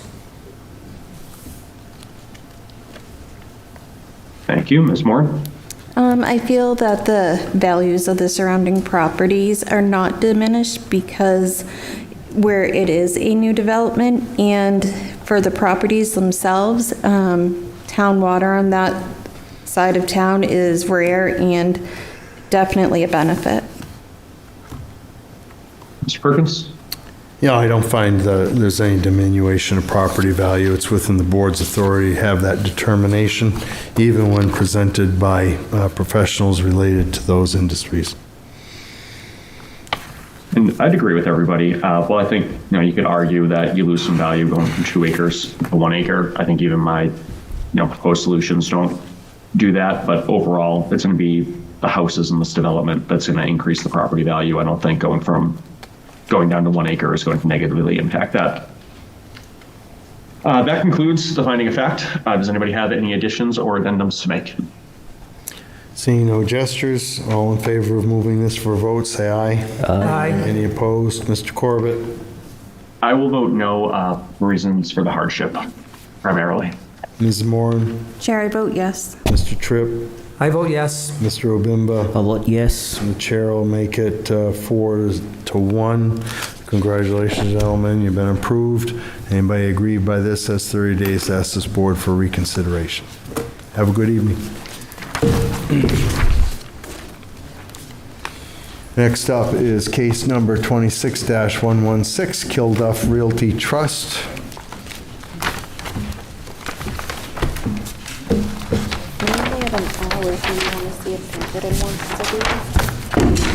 No, let's see if we can get, hang on a second. Case number 26-119, Pinkerton Academy. You folks here? Did you leave? Oh, okay. All right, well, go ahead and present your Mr. Kilduff. Yeah, so Mr. Chair, my name is Brandon Wilson. I'm an associate landscape architect with the firm Terrain Planning and Design, and I'll be representing the Kilduffs in this matter. Okay.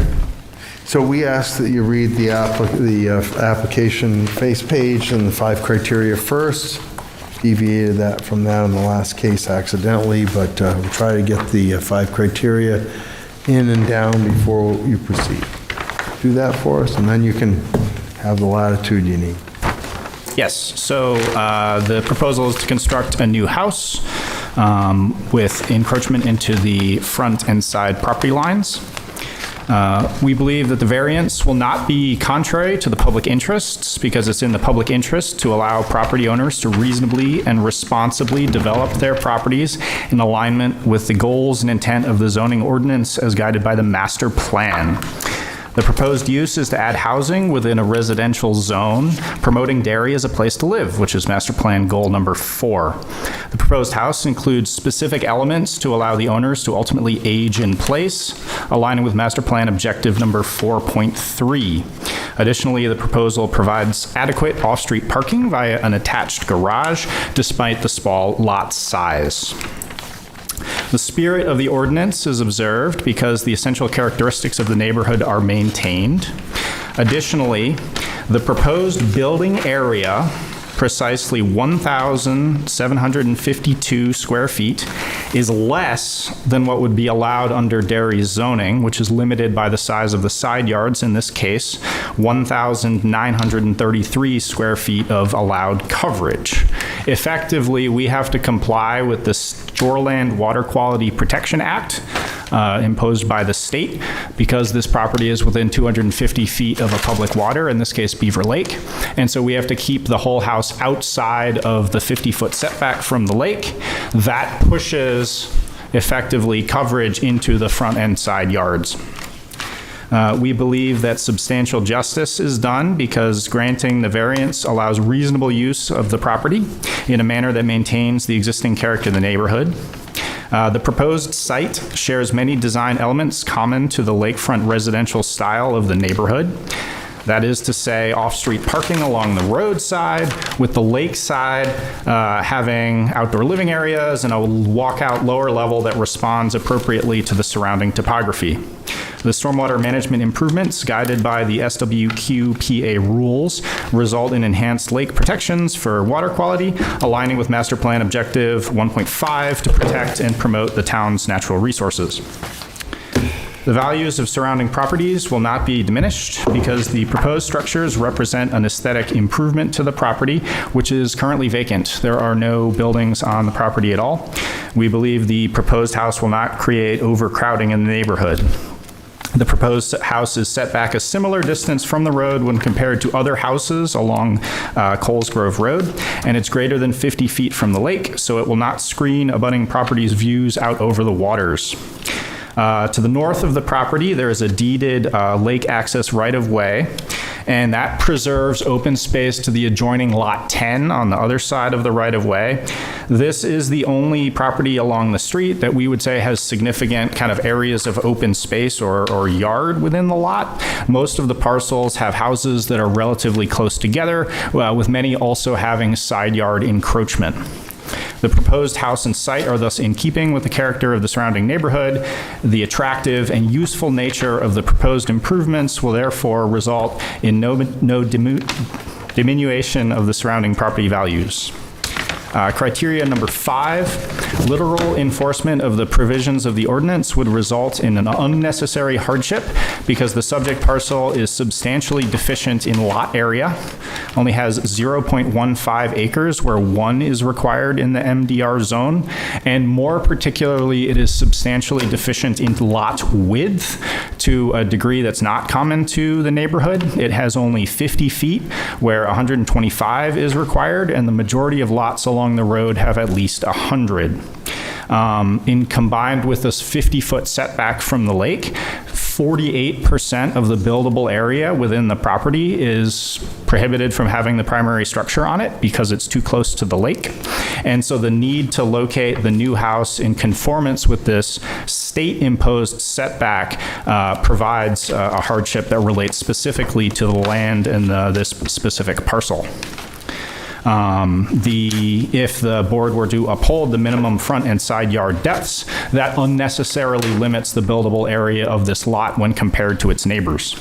For the second part of criteria 5, the proposed use is reasonable as a single-family detached dwellings are permitted and, in fact, the primary use in the MDR district.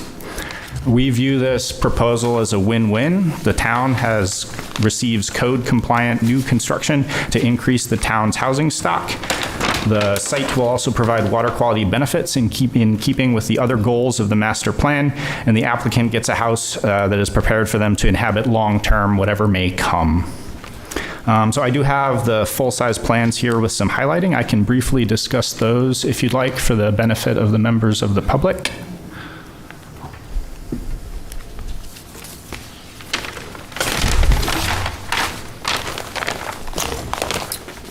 I'm reviewing the plans right now, so just bear with us. Okay. Anybody have any questions in the interim? Directed at the application, Mr. Donlin? Not at this time, Mr. Chair. Mr. Henry? I'm all set, thank you. Going all the way down my far right, Mr. Dragani? I do actually have a question. If you didn't get the variances, what would be the dimensions that you'd be left with? So the lot is 50 feet wide, so 15 feet side yard setback on either side would leave us 20 feet of width. In terms of the depth, might be useful to point it out on the plan.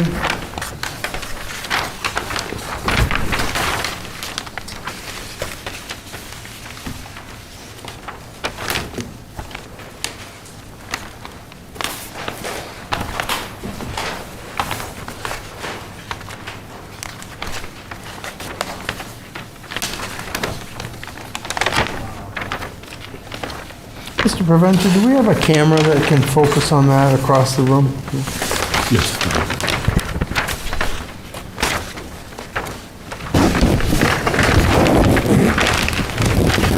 You'd like to bring that up on the screen? I'm sorry? You'd like to bring that up on the screen? Yes, please. Okay. There we go. Nice. Thank you. All right, so the purple highlighting is shown on the property lines, to the south, to the north. The blue highlighting is the edge of the lake, as well as the state imposed setbacks, particular distances related to the lake. The first one is at 20 feet. The applicable one to Mr. Dragani's question is the 50-foot setback. That is all primary structures, your house, et cetera, must be a minimum of 50 feet from the lake. And then the setback that's related to distance from the street in this case would be the dairy front yard 35-foot setback. So your actual buildable area is from this corner here to that corner, here to here. On the southerly part, it's about 40 feet. On the northerly part, it's about 60. But again, the strong limiting factor is only about 20 feet of width throughout that rectangle. Thank you. And then I have a question, Ms. Owen. When was this lot developed? I can let you know momentarily. This lot did house it had a previous single-family residence that was demolished in 2017. Looking at assessing records. If you'd like to go right through your staff report now, Ms. Owen, you're welcome to. Thank you. I'll start with the staff report. So, as the applicant stated, they're requesting a variance to allow construction of a new single-family home on a lot that's located approximately 23.8 feet from the front property line, 8.4 feet to the north side property line, and 6.9 feet to the south side property line. The property is located in the medium-density residential district, which requires a 35-foot front setback from the front property line and 15 feet from the side property lines. Therefore, the variance is being requested this evening. This is a pre-existing non-conforming lot of record with respect to the lot area and the frontage. The property has remained vacant since 2017 after the previous single-family dwelling was removed.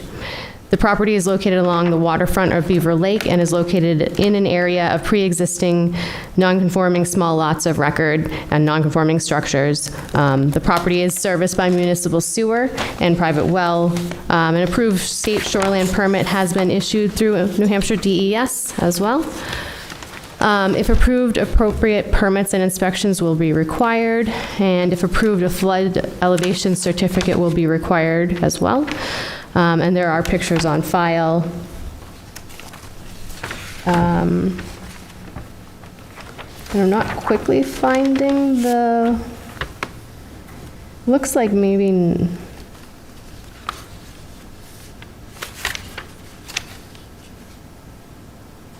the assessing records are pretty blank right now because it's vacant, so.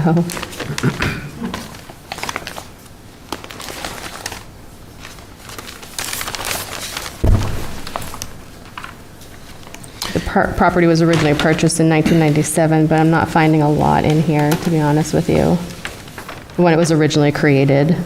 Okay. Thank you. But it goes back quite a ways. Yes, I absolutely. think Chief Tsienneto might have had something to do with this, I'm not sure. Mr. Chair, may I make a follow-up comment related to the history? Chief Tsienneto? Yeah. Not okay. quite that far back. Okay. Sure. We have, if we could show this plan again, we have a little inset here that shows the dimensions of the previous existing house that was removed. That's the portion on the bottom in the heavy dashed line in the black. So you see for the design of the new proposed home, we've taken our sort of strong cue from what was there before. We have in fact moved it further back from the road by about a foot. And then what we've done is tried to be sensitive as closely as possible to the spirit of the ordinance. While you notice that the house has effectively, it steps back. And you notice that the portion that continues towards the lake is within the side yard setback. And again, the attached deck within the side yard setback after the step. So we've tried to do the best we can to get the desired house and program and square footage to make this all practicable while respecting the spirit of the ordinance. So when you were depicting earlier about the shoreline protection boundary, what I grasped almost was that you were giving us reverse numbers from the setback from the water, and it may have been my misunderstanding. But the second blue line in from the water's edge is the appropriate distance that that DES would want. Am I correct? That's correct. And so the footprint of the foundation is following that gradient line? The foundation is fully landward of the 50-foot setback, including the entire footprint of the attached deck. Yeah, it just looks like there's a jog in it that as you're getting closer to the water's edge, the footprint is following that line. Am I correct?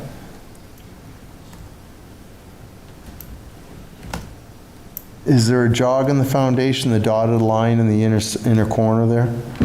That's correct. Is that the foundation? Okay, if I understand the question, so that is a that dotted line the cantilevered. foundation? It If looks this like it doesn't, is. so this is the foundation here. Right. And then this, on the main level above this, there's a cantilevered portion. I see. Okay. Covered. Well, so that answers the question I was getting at. And I don't know if that helps Mr. Dragani or not, but I just wanted that clarified. So I understand now. No, I'm fully satisfied, thank you. I'm sorry?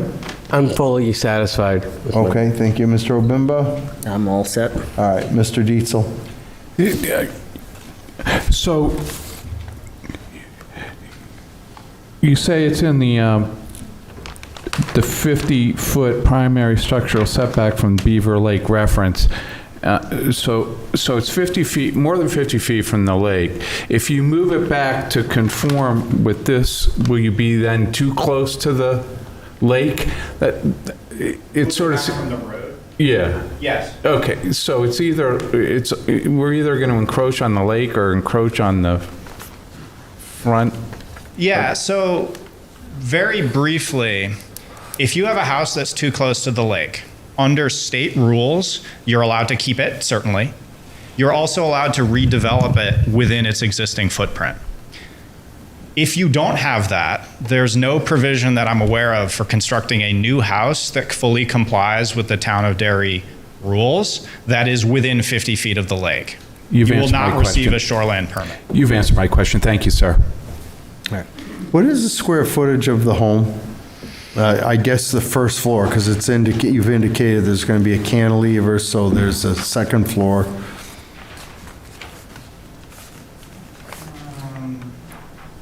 So the fourth plan sheet has all of those numbers on the bottom. Okay.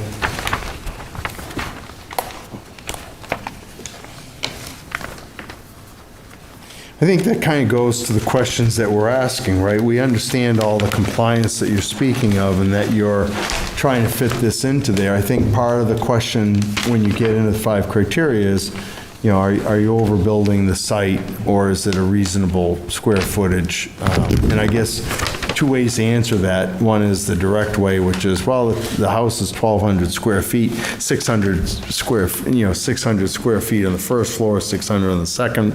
You can understand that there's some constraints to that footprint, and it's easier to see the hardship. If you said to me it was a 35,000 square foot home, I'd say, well, that's an excessive build, and I'd have an argument with the hardship. So that's what I was getting at. How does this footprint compare to the one that was there prior?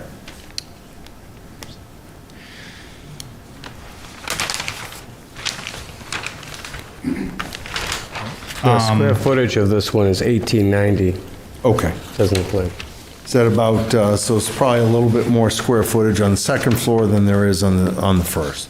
Yeah, I would say that the house has increased in size without increasing substantially in footprint. Okay. If that makes sense. Good enough. That makes sense to me. Mrs. Moore or Mrs. Tripp? I have nothing. Okay, Mr. Donlin, I already went to you, correct? You did, sir. Okay, very good. All right, I have no other questions right now. You have anything else to share with us? Perhaps just to reiterate to your most recent question that the spirit of the ordinance, effectively the green rectangle here is your buildable area. That is the 1,933 square feet that I spoke of in my presentation. That's the size of house in terms of footprint that they'd be allowed.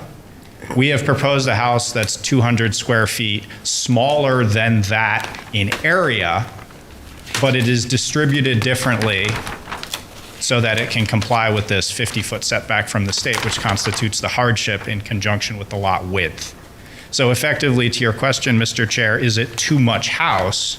I would argue no, it's not, because we've done that analysis of the area of the lot, what would we be allowed by rule, and we've designed something smaller. Okay. All right, anything else? Not at this time. Okay. So, Mr. Tripp? So there's a right-of-way to the left or right? Yeah, so to the north of the subject parcel. All right, and where the building that you're proposing to build is, I believe, 8.5 feet off of that? That's correct. And yet the building to the south is only like 7 feet from the property line? I believe so.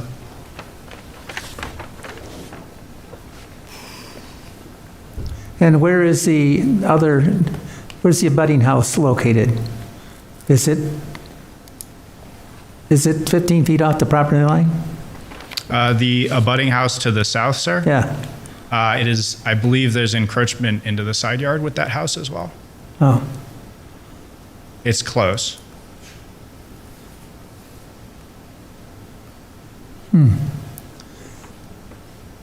Where'd Owen go? Where'd Owen go? Yeah. You don't know. So you have a question? Well, I'm wondering if we could get a street view of the property. Okay. Mr. Venture, are you within earshot? What? No, Mr. Chair, I just want to correct myself. Mr. Owens helped me out. It's actually 4,100 square feet when you count in the garage and all other. And that's on... 4,100 square feet? Yeah. That's first and second floor? Yep. Including... It's on the plans of the house. Do you think that's accurate, Mr. Wilson? I believe so, if you, account for the vertical spaces. Okay. All right, Mr. Tripp, you all set to move forward? Sure. Okay. Mr. Wilson, are you all set for now? Yes, thank you. All right, I may have some questions coming back to you again, but let's make a call to public. Anybody who wishes to speak in favor of this application, this would be your opportunity to come forward. Any chair? Any chair, any microphone. Hi, my name's Bill Hedaya. I'm a butter of Barry, and he's been a great neighbor, also a good steward of the land. If you drive by there, he's the nicest house, or one of the nicest houses on the lake. Most of the lake is non-conforming. When you look at everybody's house, they're really close together. Whatever he builds is going to be beautiful. Okay, it's going to increase my value, and I appreciate that. I'm just trying to say that it's very difficult when you build houses on a lake with the restrictions from the state and the local and stuff like that. So it's almost like you're the hot dog in the bun. You're going to fit in there the best you can. And I've been listening to people talk here all day, and it's been about trying to make things work. And as an abutter, to see him build something there would make it work. Technically, I don't know much to say about square footage and back sets and all that, but other than that, as a neighbor, I would find a great asset, whatever he puts there. Thank you. Okay. Mr. Chair, may we get his address, please? Yes, that's what I was just going to say. What? Sir, need your address? Oh, I live in 8 Coles Grove. Sorry. I'm just right up the street. So you're not a direct abutter? One house off. So I'm right on the same street he is. Okay. Okay. Very good, thank you. Thank you. Yes, sir. Hello, I'm Joshua Agley. I live at 2 Beaver Lake Avenue. Why don't you make sure you get in the microphone there? I'm Joshua Agley. I live at 2 Beaver Lake Avenue, and I have deeded access to the right-of-way in question. Mr. and Mrs. Kilduff have explained this to me, and I am in full support of them receiving this variance. I believe this neighborhood was developed in the 1930s, so things were a lot better, different back then with setbacks. All the lots are about that size in the neighborhood. There was previously a house on that location, which we heard was tore down in around 2017, so I see no reason to not put a house back onto that lot. As my neighbor Bill was saying, whatever Barry and Carol do is just going to be wonderful for the neighborhood. They're going to build an amazing property. They're going to take care of it, and I would be full support in you approving this variance. Thank you. Okay, thank you. Anybody else want to speak in favor?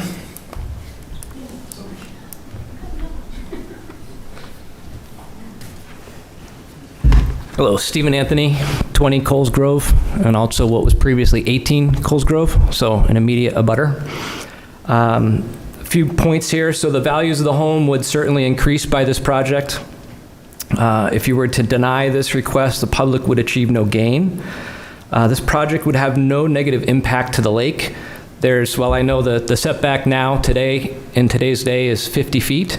There are about 110 homes that are lakefront, and there are over 25 homes that are currently within 35 feet, some with even 10 feet of the lake. So this would have no impact in that regard. The proposed project would have a positive impact to the property value, not only of our home, but of the neighborhood. As mentioned, the Kilduffs do an amazing job of their home and what they do to keep their grounds. And they are supporters of the lake. They are great stewards of Beaver Lake. In fact, Carol Kilduff is a member of our board. I am the president of the Beaver Lake Improvement Association, and they've done great things for our lake to bring together a community and get more involvement in the lake. And so I'm in favor of the lake. I'm in favor of the lake. Of course I'm in favor of the lake. I'm in favor of this proposal. So thank you. Okay. Any questions? Oh, okay. My name is Jennifer Chenard. I live at 7 Coles Grove Road, right across the street from them. I have known Barry and Carol for 20 plus years. They have been a huge part of my life, my daughter's life, and they are amazing, amazing neighbors.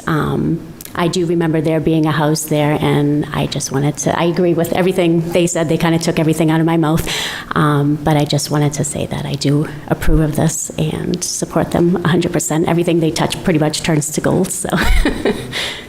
Okay, any questions? Okay, thank you. Anybody else speaking favorably? Anybody want to speak in opposition? All right, seeing no one rise. Mr. Wilson, come on back up. So 4,100 square feet, Mr. Dragani? Yeah, that's what's on the plans. So that includes finished and unfinished spaces, as well as including the garage. It's a little bit over 3,500 square feet of finished, which also includes the attached decks outside. So the 4,100 square feet includes decks? Decks, garages, and mechanical spaces. I see. Is that how you see it, Mr. Dragani? Yes. Okay. All right. Anything else you wish to add? So I would say, speaking specifically to the water quality benefits of this project, the lot right now is grass. It is grass, as you can see on the screen, that uniformly slopes towards the lake. That's attractive, that is idyllic, and having all of the grass going straight down towards the lake is one of the worst things you can do in terms of ensuring water quality. What happens is the grass has to be mowed, it has to be fertilized. When it rains shortly after that, it just washes straight down into the lake. The lot as it exists now does not have substantial stormwater management systems or structures. The proposed lot and proposed project site as a whole really has a stormwater management system that has been sized to account for capture, filtration, and infiltration of 90% of the water quality volume, which is the benchmark for these sort of residential stormwater installation systems. And so what that does is if you can capture, filter, and infiltrate 90% of the WQV, you are capturing 90% of the pollutants that might end up in the lake.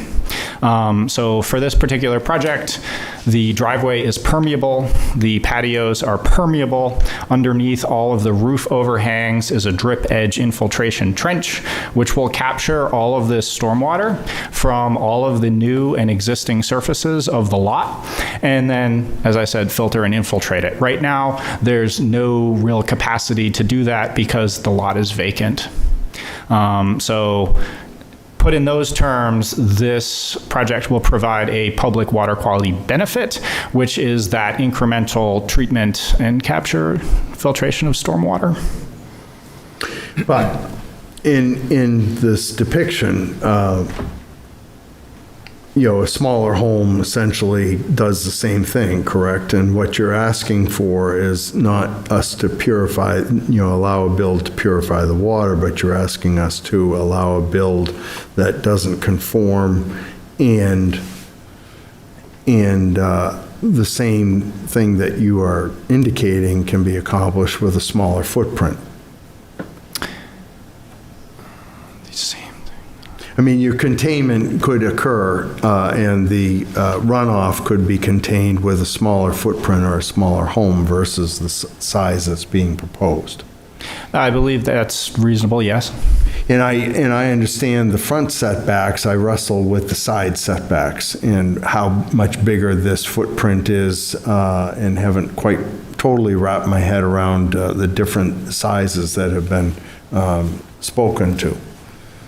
And one of the things I'm looking for is that justification of, again, wrapping my head around this whole size of the footprint, because I understand everything you're speaking of, the Shoreline Protection Act, and I've indicated this earlier, and there are other parcels that the structures are imposing on those side setbacks. We get that. Mm-hmm.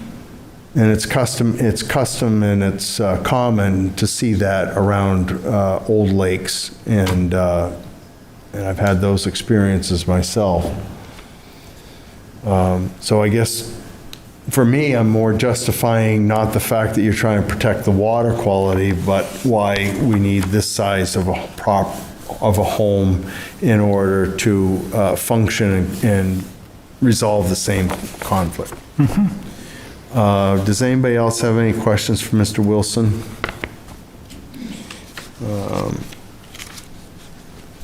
Okay, give me a second. I want to review a couple of things here before we go into deliberation. Mr. Dragani, what was that page you were looking at? It is the planning of the house, and I was trying to find it, and there was a lot of detail in here to look at and find, including the brick patio. that's the complete house floor plan. Conceptual floor plan. It's sheet A1 and maybe the last A1. one in the stack. Thank you. Thank you. Say again, please. Sheet A1 should be the last in the stack of plans. By the way, Mr. Corbett, did you have any questions? Thank you, Mrs. Owen. Mr. Corbett, No, you not still this there? time. Yeah, I'm here. Not this time.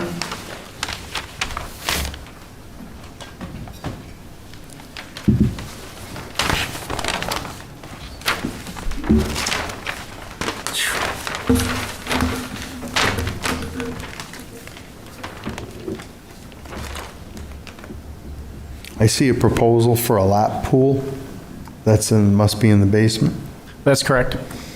There is a lake nearby, you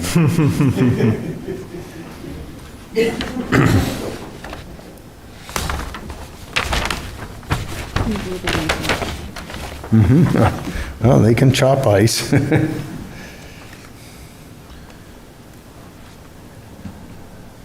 many bedrooms? 2? 2.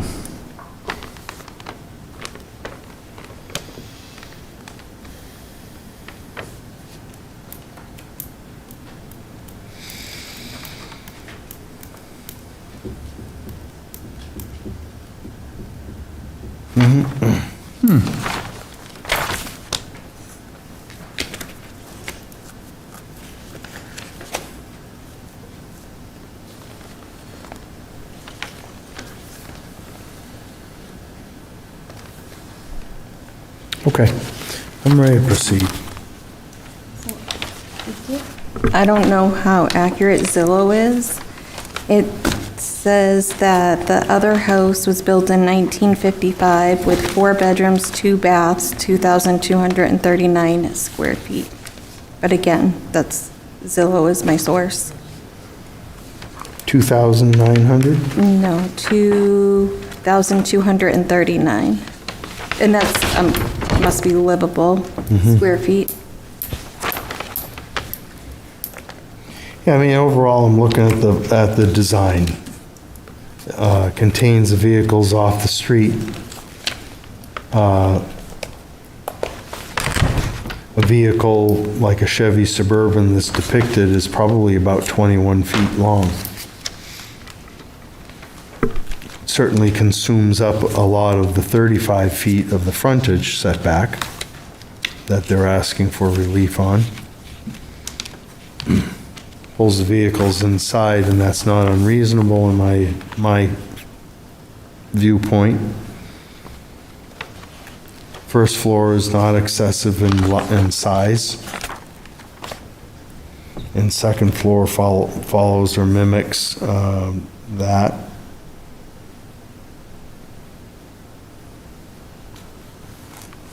Okay, I have nothing else. If you're all set, Mr. Wilson, we'll go into deliberation. Thank you. Very good. Take a motion, go into deliberation, please.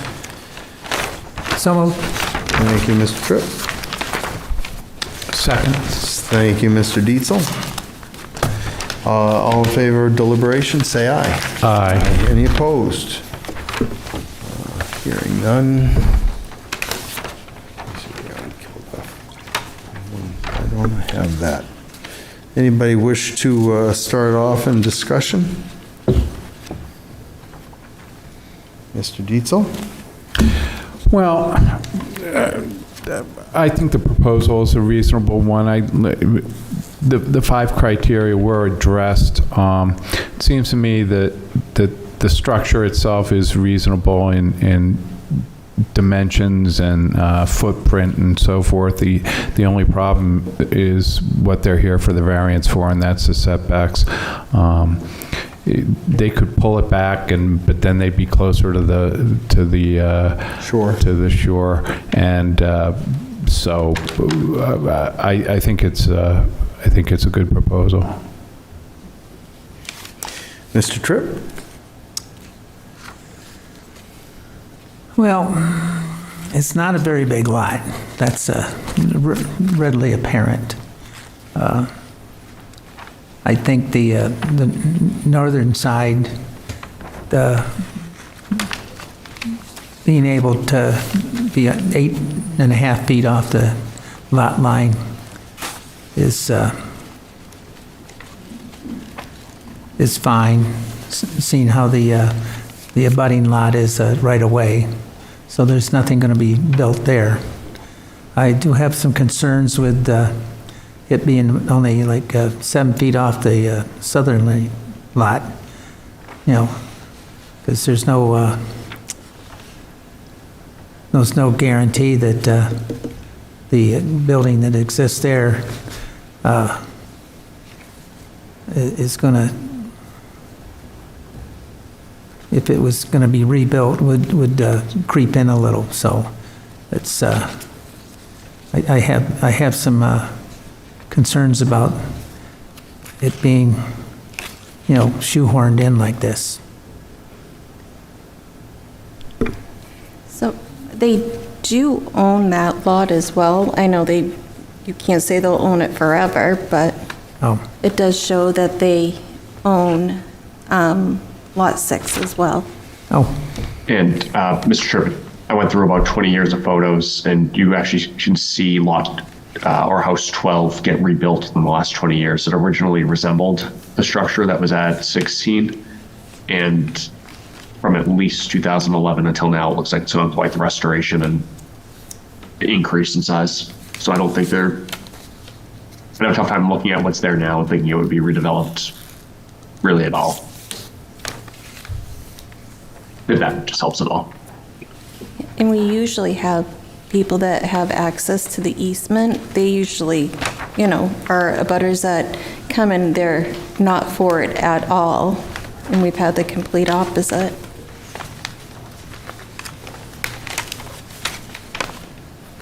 Okay. For myself, I've err on that side of wonderment and whether or not the build is oversized, as I expressed. I can see that the structure, now that I understand the footprint and the plans, that seems like it's fairly reasonable.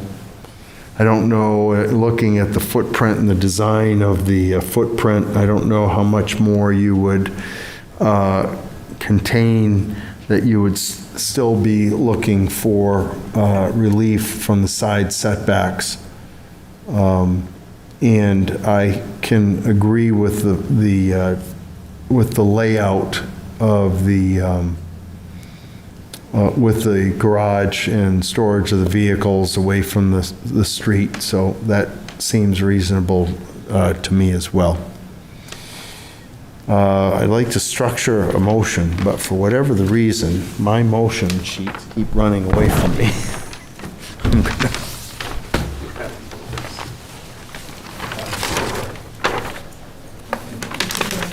I have the others, by the way. I have 17 through the rest of the agenda, so I shan't bother you again. So structuring the motion, we have subject to obtaining all state and town permits and inspections. Anybody else have anything they'd like to add here? I heard nothing in the discussions or the questions directed at the applicant to suggest that there should be any other terms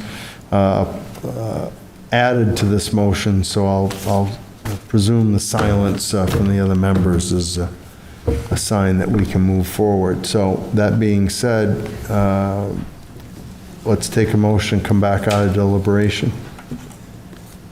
Chair, I'll make that motion to come back out of deliberation. Second. I'll give that to Mr. Dietzel, and all in favor of coming out of deliberation, say aye. Aye. Any opposed? Mrs. Moore, you have a motion to read. I do, thank you. I make a motion on case number 26-116 to grant a variance to the terms of Article 6, Section 165-46.c.4 of the Town of Derry zoning ordinance to allow the construction of a single-family home located less than 35 feet to the front property line and less than 15 feet to the side property line. Parcel ID 51008, zoned MDR, as presented with the following conditions. We have one, subject to obtaining all state and town permits and inspections. And that concludes the reading of the motion. I need a second. Second. All right, that puts that motion on the floor, brings us to finding of fact. Mr. Corbett, we have only supporting testimony there, nothing opposition. Can we do an abbreviated finding of fact without a roll call? You read my mind, Mr. Chair. I was Very going good. to oppose not doing the long form. Perfect. I'll let you do your stuff. All right. Finding of fact for case 26-116. Heard on June 18th, 2026, the ZBA heard the application of Kilduff Realty Trust, Carol Kilduff, trustee, represented by Terrain Planting and Design, LLC, concerning the property located at 16 Coles Grove Road, parcel ID 51008. The applicant is requesting a variance to allow the construction of a single-family home located approximately 23.8 feet to the front property line, 8.4 feet to the north side property line, and 6.9 feet to the south side property line.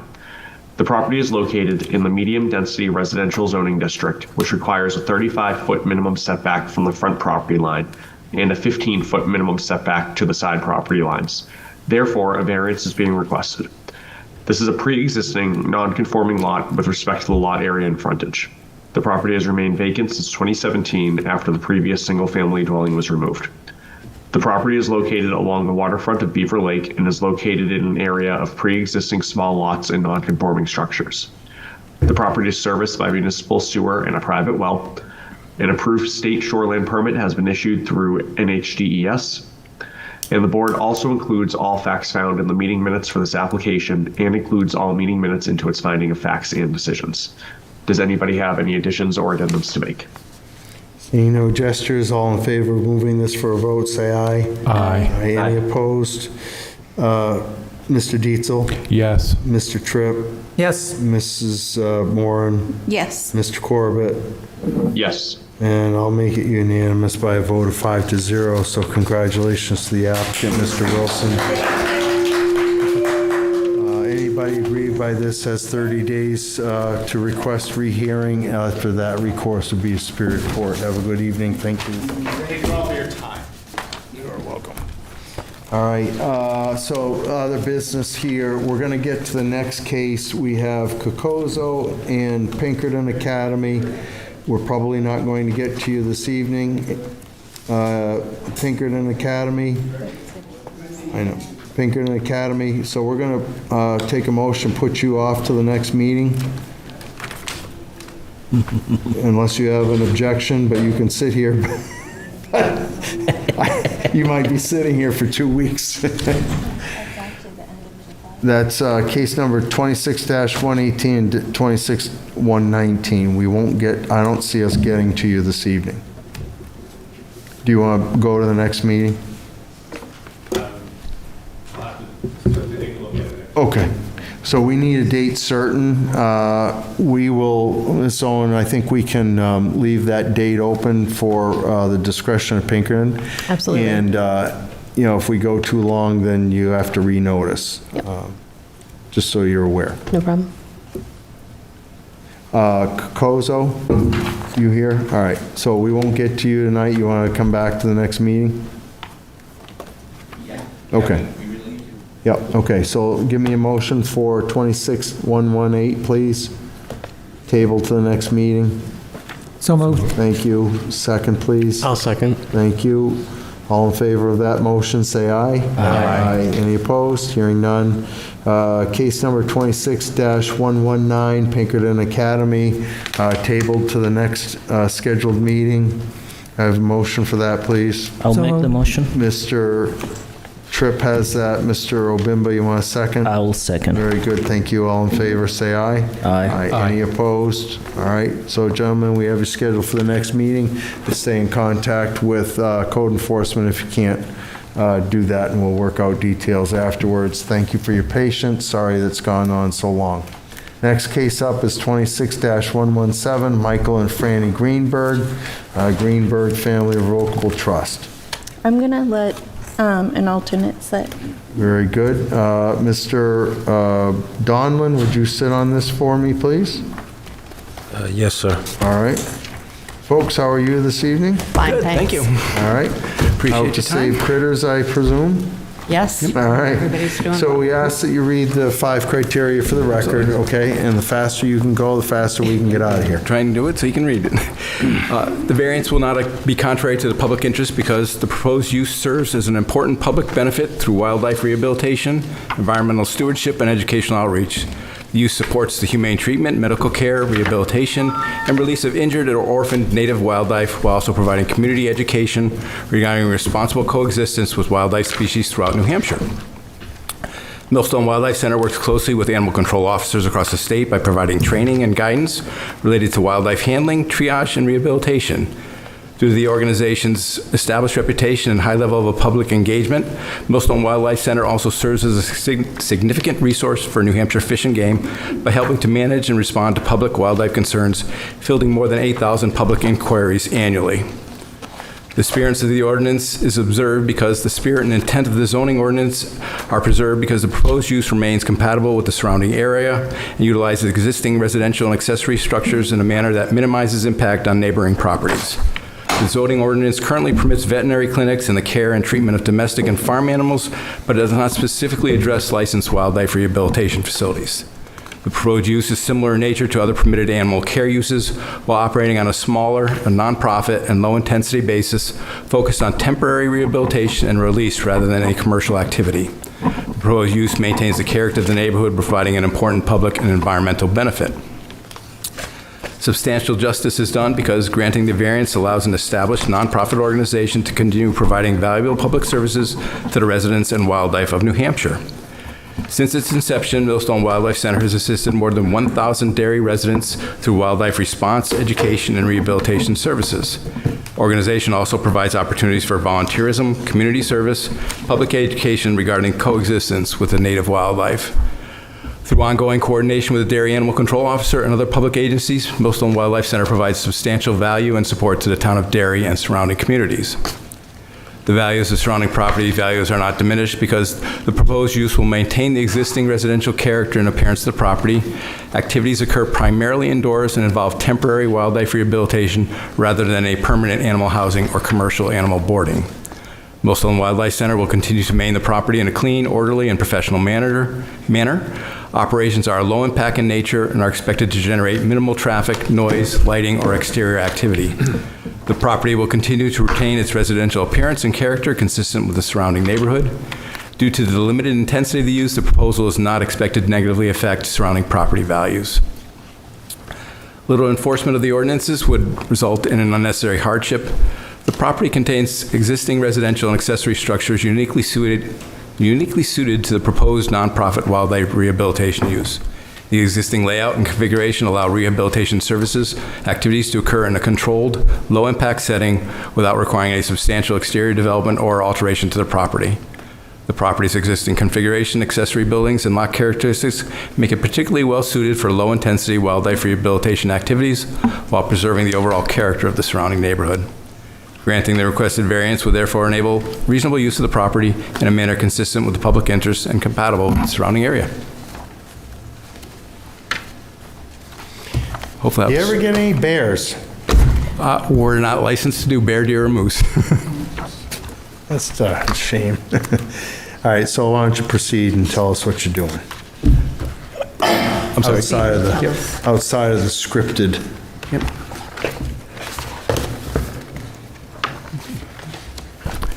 Millstone Wildlife Center began in 2015. We plan to bring in a few animals to our home. We currently are up and running in Windham, New Hampshire. Can you speak into the microphone? Yes. We're in Windham, New Hampshire, currently operating from our home. We began in 2015. We are fully licensed through New Hampshire Fish and Game. We hold a USDA license, and we are operating services to anyone in the state of New Hampshire that has found an injured, orphaned, or ill animal. We bring them in. The goal is to treat and release. We are not keeping them long-term. However, we do have a few animals that have been deemed by a veterinarian to be non-releasable but usable for program services. The goal is to get them in, treat them as best we can. Hopefully they are back to their 100% self or close to it, and then we release. So it's short term. We're not a nature center. We don't invite people to come in. Anyone who brings us an animal meets us in the driveway. They do not come into the residence. On this new property, we would use the residence for a residence. There are 4 outbuildings. That's what would be used for the services we provide, so giving medical care. If it's an orphan, training them to how to swim if you're a mink, or hunt for something if that's part of your training. So the existing property would not announce to the public what we do. We don't want people just stopping in, because we don't have the ability to have people see the animals. We're asked often, can I bring my granddaughter? Can I bring someone? No, the answer is no. The animals that we have need to remain wild. So they are cared for by volunteers, by veterinarians, by people who are able to give food, medication, but we don't invite other people in to see. So the property would be, it's suited for that. The outbuildings would be utilized, the animals treated and released without hopefully even knowing we're there. If you look at our current location, you can see very little. Our packet showed you what it looks like from the front of the house. People drive by saying, I'm trying to get to you. Where is this facility? We're a house on a street, and we make it a point to be so that people don't think, aha, I've found bunnies, I'm going to just drop them on the doorstep and run.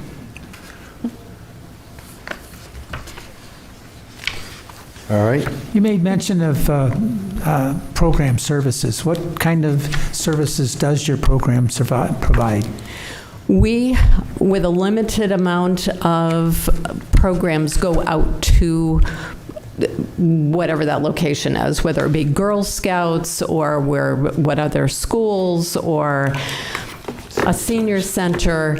We are taking animals there. We can't have people coming into us at this point. Yeah. And looking through your packet that you provided, one of the things that I thought that was interesting was the number of animals and the type of animals you're allowed to provide services to. Yes. Could you enlighten us on that? Sure. Last year, we were up to almost 1,500 animals. 1,500, yes, I did say that, in our home. They come in. 1,500 animals in your home? Yes. Not all at one time. They come in, they're treated. Now remember, they could be tiny animals. We had over 800 small little bunny rabbits. So we're not talking about having our home overrun with animals. There are specific rooms. We are inspected. Yesterday, we had our USDA inspection. We're fully licensed. We comply with all the regulations. They come and they go. You may be there for 48 hours for treatment. So it's not like there's a big overlap with animals. We do have baby season. Remember, these animals are little, but yes, our numbers are large. There are not enough rehabbers in the state. We feel the need to grow, to have another space, to be able to provide more to the people that have found these animals. We are also a service in, part of our mission is to answer the phone. If you've mowed your lawn and you've heard a bunny, what do you do? There's not a lot of people that are going to answer at 6 a.m. or at 11 o'clock at night. I will tell you what to do with your bunnies when you call me, or with the fisher that's in your attic, or how do we don't take your pests. If you call and say, I have a woodchuck eating my romaine, we'll talk to you about building a fence. I don't collect animals. We bring them in, we treat them, we release, unless that cannot be done comfortably. And sometimes it's a sad conclusion. Sometimes euthanasia is the kindest end for these animals. So sometimes that is what happens. One more.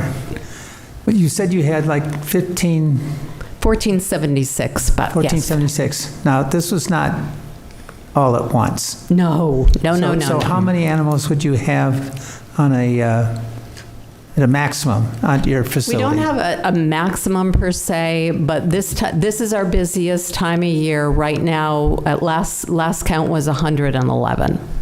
Now remember, many of those fit in a single room, and we have rooms that are divided from our homes, so our bedroom doesn't have raccoons running through it or possums. We have small animals in incubators, but that's a number that is not uncommon in May or June.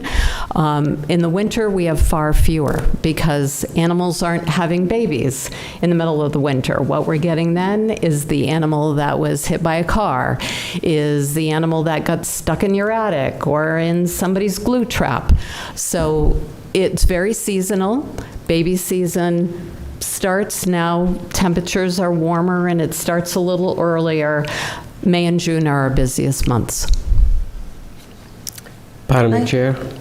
I need to get excused from this case. Unfortunately, she came to the Londonderry Rotary and we were offering up donations to them, so I'm going to step out of this one. Okay. Okay. You don't mind if I excuse myself? Yeah, you surely can, yeah. Thank you. Thank you. Anybody else have questions? Ms. Moran? On your USDA certificate, it says maximum number of animals authorized is 50. That's 50 animals that can't be released. Okay. So the USDA regulates non-releasable. If I have 50 non-releasable animals, I'm going to need a new license. It's going to be a new marriage license, not a new USDA license. But you can, USDA will grant you a permit to go higher. We've got up to 50. Currently, I have no ambassador, which is different than non-releasable. Currently, we have none. We've released everyone. Okay. I would not be able to release, so. Anybody down the left? I do. So you had said earlier that you were going to use it as a residence. For whom? Are you guys moving to Derry? We're not moving. We're staying put, but we will rent it. So the plan is to have somebody affiliated with our organization, Okay. so that there's somebody on site. And long-term, it's really a long-term plan for us as well. We're not 40 years old. We would very much like to find ways for Millstone Wildlife Center to continue. And when we do not have the ability to work 365 days a year, all day, all night, we'll have other people doing that, but there would be somebody in the home using it as a home, and at some point it might be compensation for for the people that, we don't get paid. We're not paid by town, government. We receive no salary. And Millstone Wildlife Center Board, if they'd like to compensate somebody in the future, being a director could potentially offer housing. All set? Anything else? We're at 9:59. I'll take a motion to extend 15. So moved. Oh, sorry. Mr. Donlin, you want a second, Mrs. Moran? I'll second it. Thank you. All in favor of extension, say aye. Aye. Aye. Any opposed? Hearing none, go ahead. You all set, Mr. Donlin? Yes, sir. Mr. Anthony? No questions, thank you. I'm sorry, Mr. Henry. And Mr. Obemba, you all set? I think Mr. Donlan asked, I wanted to know how they're gonna maintain the two properties, the house in Wyndham and this one here in Derry. But Maintain it in what way? I think residency-wise, are you guys gonna move into Derry to the new property? But he asked and he answered. Thank you. All set, Mr. Obemba? I am, Mr. Chair. Okay, good enough. Anybody else have any questions, Mr. Tripp? So you do not intend to live here? Correct. You're going to continue to operate your other rehabilitation center in Wyndham. So you would rely on volunteers? Well, there are two of us, so we figure we will. 1,500 animals. Pardon me? And 1,500 animals. Yes, not all at the same time. So, and we do use volunteers. We have about 40 regular volunteers that staff what we do. Now a lot of that is in these busy times.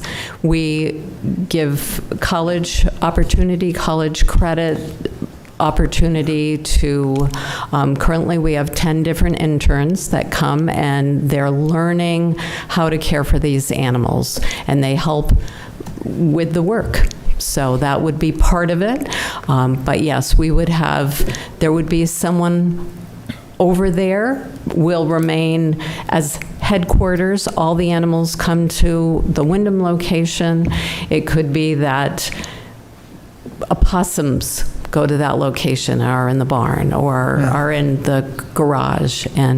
But they start in one place, but they're given veterinary care. We have veterinarians that come directly to us and would do both sites. Yeah, well, I have had neighbors that had chickens, and they didn't have 100 of them, but they had enough that the noise and the smell and other things were noticeable. So how do you deal with that sort of thing? Well, if you ask our neighbors, they will tell you they're not hearing our animals. Wild animals tend to be very quiet, so they're not noticed. Your neighborhood fox that walks through your yard during mating season will make as much noise as opossums who make very little noise, or bunnies who make no noise, or noise hasn't been an issue. We keep our cleaning standards at the utmost so that smell is not an issue and noise is not an issue. So many of those animals that we do are tiny little incubator-based animals, and they don't make too much noise. I mean, yes, when woodchucks are hungry, little woodchucks will scream. They're called whistle pigs for a reason. They will whistle and tell you it's time. But they're in my house. Right. Well, thank you. Sure. So what is the licensing criteria that you deal with, or is appropriate here? You don't rehab bears. Do you rehab deer? We do mammals. We can go any size. We can start as small as we want. We go up. We can't do deer, bear, and moose. Other than that, if it's a mammal, no deer, bear, or moose. primarily game animals. In the state. Right. So what we see most, we had, as I mentioned, 800 eastern cottontail rabbits. We do a lot of squirrels. We do a couple hundred opossums. All the other species, but of course some we don't see very often. There are not that many out there. It's been years since we've had a fisher. We have one weasel in our care right now, a long-tailed weasel. We have 2 mink, but those of course, you need a much different facility than if I had 1,500 white-tailed deer. Okay. I think that might help with the answer of odor and noise, right? Mr. Chair, I have another question. In the residence itself, given that there'll be a reasonable amount of people, in theory, between the volunteers and the vets, I would assume a certain amount of vehicles would come along with that. Is there adequate off-street or adequate parking? This property is, I don't know the right word, zoned, or when it's listed as being a 10-car driveway. So we don't have that many cars there at one time. We stagger our volunteers, so they come and they go throughout the day, but there is ample opportunity to park within the driveway. Thank you. Okay. Everybody all set? All right, Ms. Owen, you want to give us your staff report? Certainly, thank you. As the applicant stated, they are requesting a variance to allow a wildlife rehabilitation center use at the property. The current property is approximately 1.52 acres and contains an existing single-family residence and multiple accessory structures, including a barn that was converted into a living space, a garage, and multiple sheds. The property is located in the medium-density residential district. A wildlife rehabilitation center use is not specifically defined in the Town of Derry zoning ordinance and is not a permitted use in the zoning district. It also does not meet the definition of a home occupation. Therefore, a variance is being requested this evening. The proposed business, as the applicants had stated, will operate will operate as a rehabilitation center focused on providing temporary care and recovery for wildlife with the goal of releasing the animals back into the wild. The operations on site are proposed to occur primarily indoors within the existing structures on the property.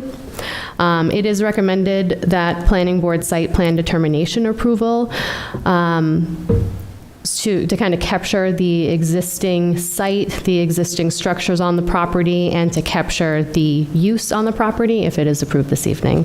And there are pictures on the file, in the file of the property. And did you indicate you'd like a site plan? That's what I heard you. Site plan determination, correct. Okay.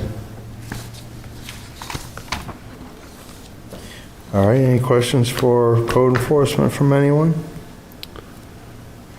Okay, hearing nothing there. Let's take a call of the public, see what they have to say. Anybody who wishes to speak in the affirmative, please come forward. We have somebody racing up, and then you can be second, sir. Okay? You can talk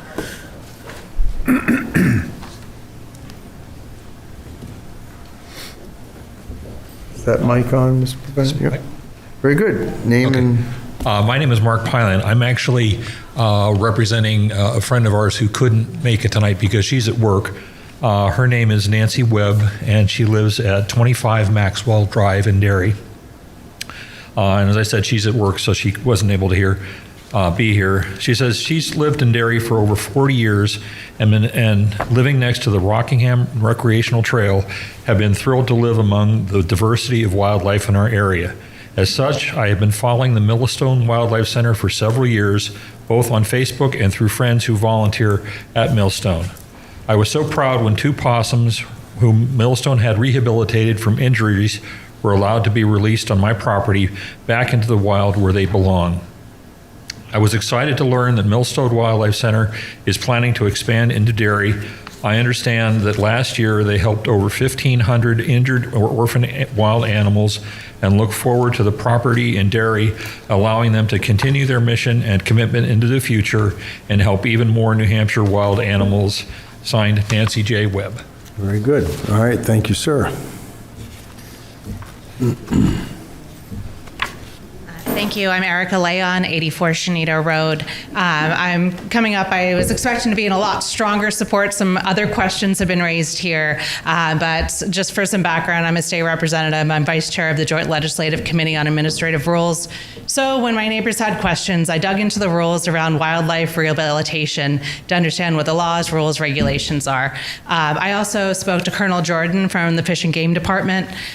So the biggest concerns that I heard from my neighbors were around parking and just around the noise and mess that may come from animals.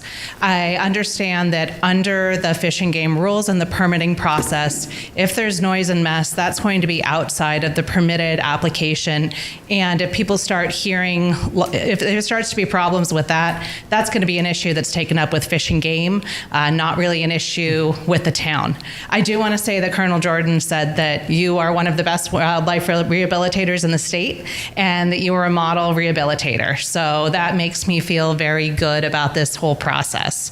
It sounded like the request was not for a fixed location exhibition, because if this variance is for the wildlife rehabilitation and potentially the site for the wildlife, the one that's under Fish and Game 810, the wildlife exhibition permit that's based on the rotating locations. Right now, I believe the permit that you have for the exhibition is for, it was either 5 or 7 animals, and you haven't done any expositions with anybody. So you're sort of a low footprint. It's not like you have traffic coming in. It would be a pretty significant change of use to turn it into an exhibition center, a fixed location. And so I would just ask that the variance be specifically not to include a fixed location, because that brings up the traffic issues that the neighbors are highly concerned about. So that's one of my biggest concerns. And also, I don't think that the laws and rules around wildlife rehabilitation centers really considered the idea of this becoming a satellite location. That's one where I'm gonna go back up there and talk to some people and see really what the intent was around the laws and the rules for wildlife rehabilitation, because this is the sort of thing that can sort of cascade and snowball as it moves forward. You know, you're some of the model people that do this in the state. Just the question is where it can go from here.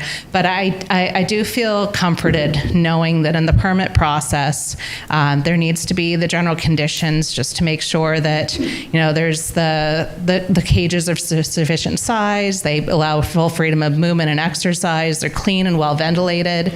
They're in quiet surroundings, only accessible to permittees and assistants, and they comply with some other federal regulations around it, that they be released as soon as they're able to be released within the natural habitat. And considering that we maintain quite a few acres of woods close by to you, I'm also happy to know that you can't release it without specific permission of the executive director. So you won't be releasing the bunny rabbits right next to my neighbor who's growing their garden. This will be in a place where it's well agreed upon, I believe, with the property owners.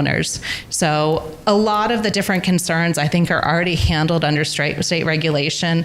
But I do come back to the question about that the idea of having the variance not include the fixed exhibition, because that would be a significant change from what you're already doing and could be a change to the character of the neighborhood, especially because wildlife rehabilitation is not included in the statutory definition of agriculture, so it doesn't meet those exemptions for agriculture.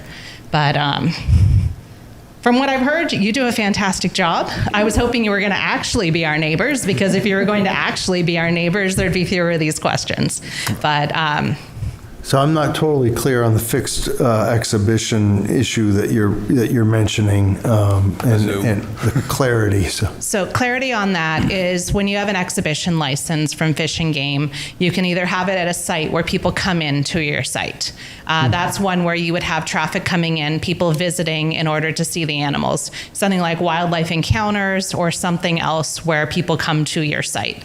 That is very different than the one where they travel and take it to other locations, just as it was discussed, bringing it to the Girl Scouts or bringing it to the Rotary.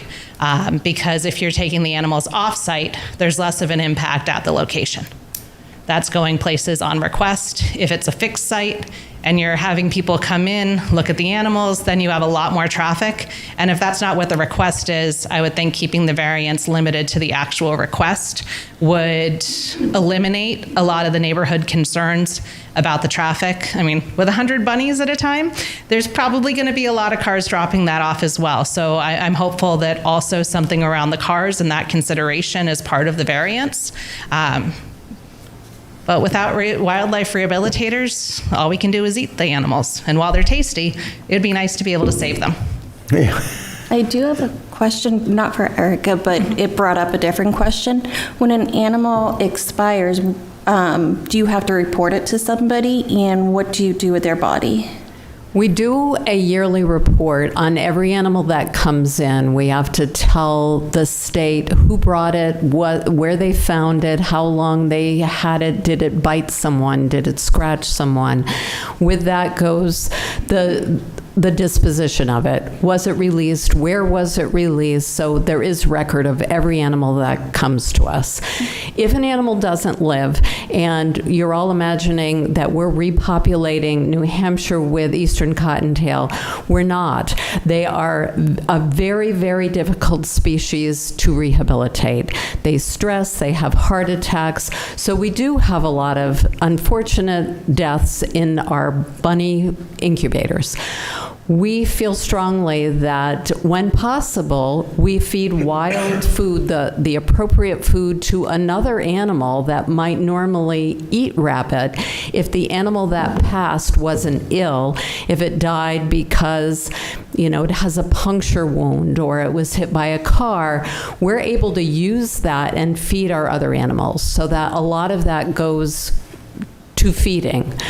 When not, if it's an animal that has to go to the vet's office to be euthanized, the veterinarians will put them into the cremation with other animals. We don't get those ashes back, so it potentially goes there.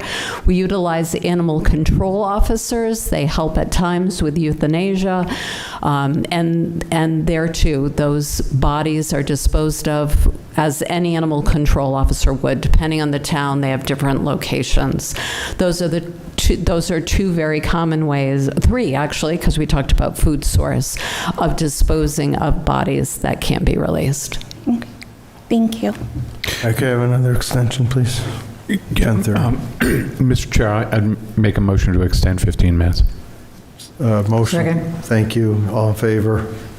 Say aye. Aye. Aye. All right. Yes. Are you done, or What did you want to add? are we able to say something? Yes. Are you in support? We're neighbors. But are you in support? No. Oh, you're not. Okay. So why don't you hang on a second? Okay, I'm sorry. Anybody else wish to speak favorably on this? Yep. Hi, good evening. Thank you for allowing me to speak. My name is Christine Trow, and I'm a fourth-generation Derry native. I'm here tonight to support the variance for the wildlife rehabilitation at 76 Tsienneto Road. As someone who has spent years educating the public about local wildlife and helping connect injured animals and with licensed rehabilitators, I have been firsthand how desperately New Hampshire needs facilities like this. Every year, countless injured and orphaned and displaced wild animals need specialized care. Without local rehabilitation resources, many of these animals face unnecessary suffering, and residents often have nowhere to turn to find the wildlife in distress. This center would not be a commercial business attracting large crowds. It would be a professional, licensed wildlife rehabilitation facility dedicated to caring for injured and orphaned wildlife, educating the public, and returning healthy animals back into their natural habitats. Derry has always been a community that values conversation, compassion, and reasonable stewardships of our natural resources. Supporting this variance is an opportunity to demonstrate that values while providing a much needed service not only to Derry residents but to surrounding communities as well. The property has already been purchased, and the team behind this project has shown a commitment to operating responsibly and being a good neighbor. This facility would become an important community resource, helping both wildlife and residents who care about them. Before I close, I would like to thank the Planning Board for taking the time to carefully consider this request and your service to our community. I would also like to thank the team at Millstone Wildlife Center for their vision, dedication, and willingness to bring this much-needed resource to Derry. Their work helps countless animals and provides an invaluable service to residents throughout our region. As a grandmother, I want my grandchildren to grow up in a community that values wildlife, conservation, and compassion. This center will help ensure the future generations can continue to enjoy incredible wildlife that makes New Hampshire special. Thank you for your time and consideration. Okay, thank you. Anybody else? Did she say her address? She addressed for the No, record. yeah. Ms. Trout? What number do you live at? I know the rest. 15 Lawrence Street in Derry. Thank you. My name is Kimberly Connors. I'm at 2 Linden Street in Derry. I have a 9-year-old daughter, and while her and I are playing in the yard or walking down the street or going for a walk on a trail, we come across wildlife everywhere we go. And she is an animal enthusiast. So when we have come across injured or ill animals in our travels or on our property, she can't just let it be. She can't just let it die. So we have had to call them on several occasions, text them pictures, and get advice on what to do until we can get the animal to them. And it's been an invaluable resource having them close. I understand that there's another one in Keene, which would not be feasible for me to get to. I work full-time and have a part-time job, so traveling is not good. They need more space so that they can help more animals. My 9-year-old, like I said, is an animal enthusiast, and I can imagine that one day she will be volunteering with them. So I hope that you guys consider their expansion because it's needed, and they're incredible. Okay, thank you. Thank you.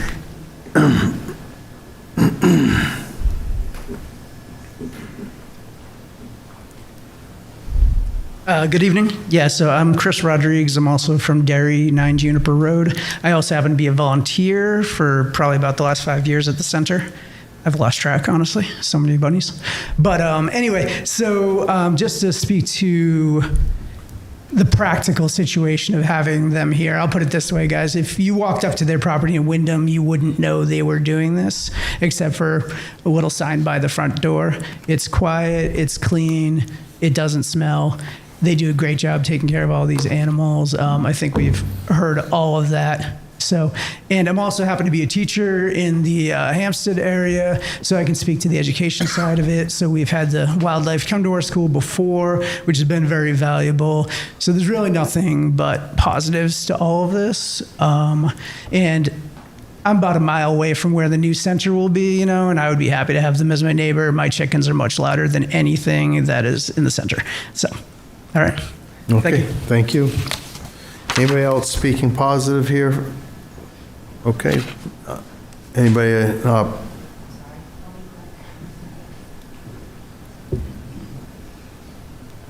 Hi, Carrie Rogers, 2 Symphony Lane. We have horses. I don't have wild animals. I've known Franny for, maybe like the last 10 or 15 years. Initially, I was interested in helping out. Franny's like a huge asset to the community. The amount of information she gives, you should see like on any of the websites that there are so many people that have requested assistance with wild animals. Franny is always the one that offers information and guidance. We've been to her property many times, and I have to say, you would never know. Like, you'd never know they were there. Right. People with horses or anything like that, you would know. You wouldn't know it at Franny's. Very good, thank you. All right, anybody in opposition, this is your opportunity. Sorry for the mix-up. I know it's late and I don't want to keep everybody. Name and address. So I do want to share that my name is Linda Hilker. My husband, Jim, he injured his back, but he's here to support. Address? We have been in Derry, New Hampshire for 43 years at our location on 3 Jeff Lane. And we have a number of neighbors here in the back that have also been in our neighborhood for 40 years plus. Basically, we have a neighborhood that we love, that we've invested in, and that we have raised our family here, and now our grandparents here, and we have kids that even live in Derry as well. We love our neighbors. Gendros were wonderful neighbors, the people that they bought the house from. My husband plowed their property this winter after they deceased, within 5 weeks of each other, and we don't see that 10 spots would be in that parking area. But in the past, when Gendros would have gatherings in their barn, they would use sometimes the grass out back. We love animals, and I want you to know that. We do. But we also are concerned with some things getting out of control. The attitude and the plan that you put forth makes some sense for what they do. But going forward, it's very concerning when I think of even the one up the street on Tsienneto Road, Pumpkin Wall Farm. What started out with, somebody said chickens, has now gone way beyond that, and it has been disruptive to the neighborhood. Releasing of animals is a concern. My husband has a huge organic garden. A number of our neighbors do. He has been gardening for 50 years, and we share our vegetables with the community, our neighbors, and so on. I don't know where they'll be released, but if we have bunnies more than what we already have, we're in trouble. Vehicles coming and going, when it was mentioned how many volunteers, there isn't concern, because what's going on up at the Pumpkin Mill Farm is they are parking on side streets. And so Jeff Lane is a quiet cul-de-sac with a few homes, and now we start to have grandkids. There are some young kids. It is a walking area too for Pinkerton. And to think about them parking on Jeff Lane maybe in the future is a concern. With the volunteers, they mentioned 40 of them coming and going. Also, we have exit 4A coming. Tsienneto Road this house is historic, and it's right on, if you look at the picture, on Tsienneto Road. So the idea that we're going to have a bike area there and a walk sidewalk as well, that I don't know if is going to come into the land a little bit more where the house is. Disappointed that you're not going to live there. I have to say, my husband and I, when we learned of that tonight, we were going to welcome you with open arms as a neighbor, not necessarily agreeing with what we may have to deal with, even though at first the smell is not an issue, or the amount of animals that is concerning because of what has happened up the street from us, and has gotten out of control. And the value, we're concerned about the value now that it's going to be rented. And I'll tell you right now, my husband and my grandsons plowed and mowed and took care of some of the fruit trees in the back. And now, I don't know, with it being a renter, we don't know what's going to happen with that. I have one more thing to share with you, and this is from the daughter of the Gendros that sold the property this year. She asked me to read this. She could not come because she's just emotionally a wreck.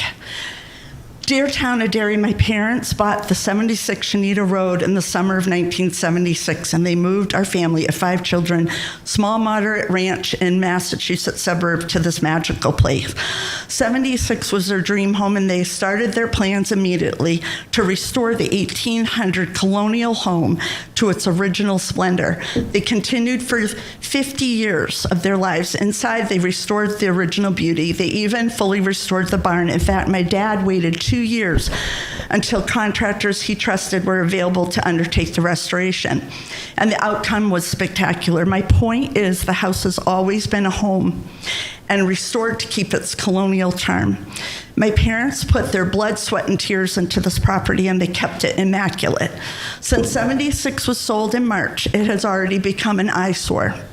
The grass is overgrown, unsightly comparison to when my parents lived there.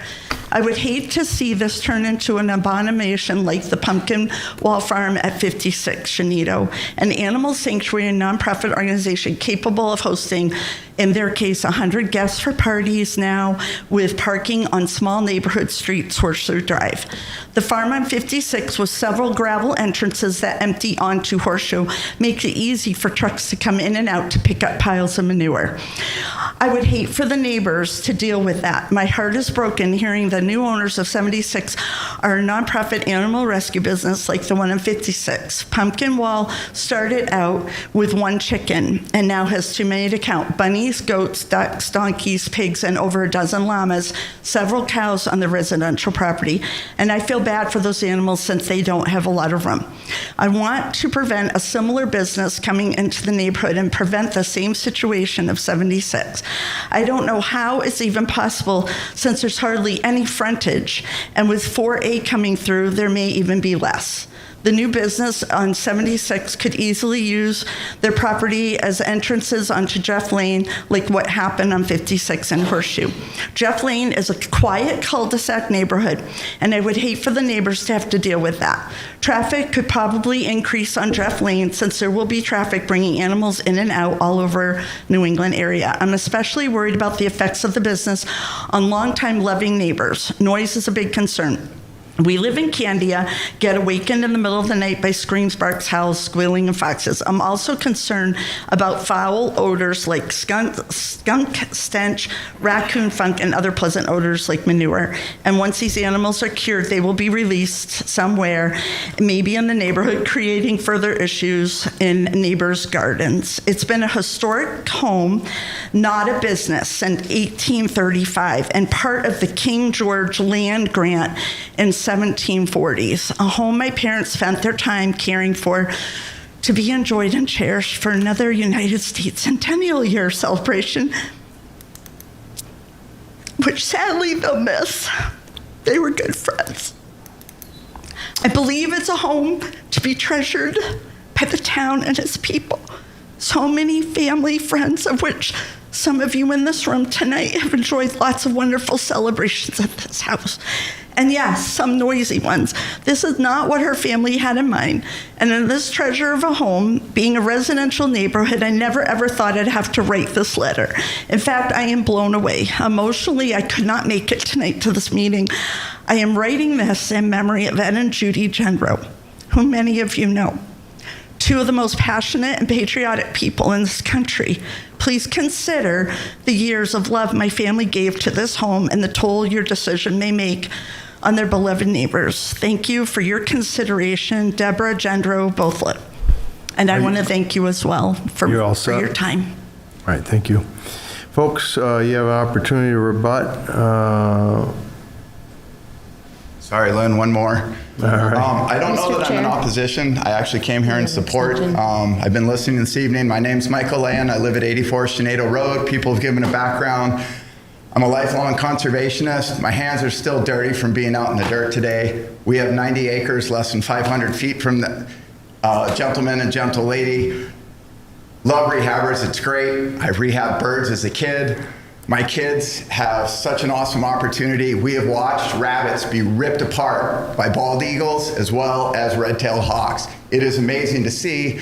One such case, my kids who were young went out. The baby, it was a hot day, went out and picked up the baby rabbits, put them in a cardboard box, fed them, gave them water. 3 days later, they were able to go out and live on their own, and we watched them for a few days. It was pretty cool. Big fan of rehabbing. I think a big concern, I've heard this from neighbors in the area, you're not moving to Derry. You're expanding to Derry and you're going to rent out the house. Does that not make this a commercial property? It sounds like it's changing this from a residential to a commercial property. It's a mixed-use commercial property is what it sounds like, that this is not the actual variance that's needed for this. There's a lot of concern. I'd suggest anyone on the zoning board, if this isn't decided tonight, go up and walk in Horseshoe. There is a literal zoo there, a petting zoo. You can pay to go work there. I haven't, but you can. There are definitely concerns in the neighborhood. I hope they can be allayed. If the traffic is going to significantly increase, that would be a huge disincentive for the neighbors to be supportive. That's it. I don't know if that's neutral, positive, or negative, but thank you. Very good. Thank you, Mr. Leon. All right, folks, we're way past our timeline, right? And I'll quickly mention the renting. As I talked about, we're looking to have some Millstone intern. It would be someone who understands wildlife. We're not just going to put an ad in the paper and find someone and hope they don't knock down the walls. This would be part of the Millstone family. So that's one thing we'll talk about.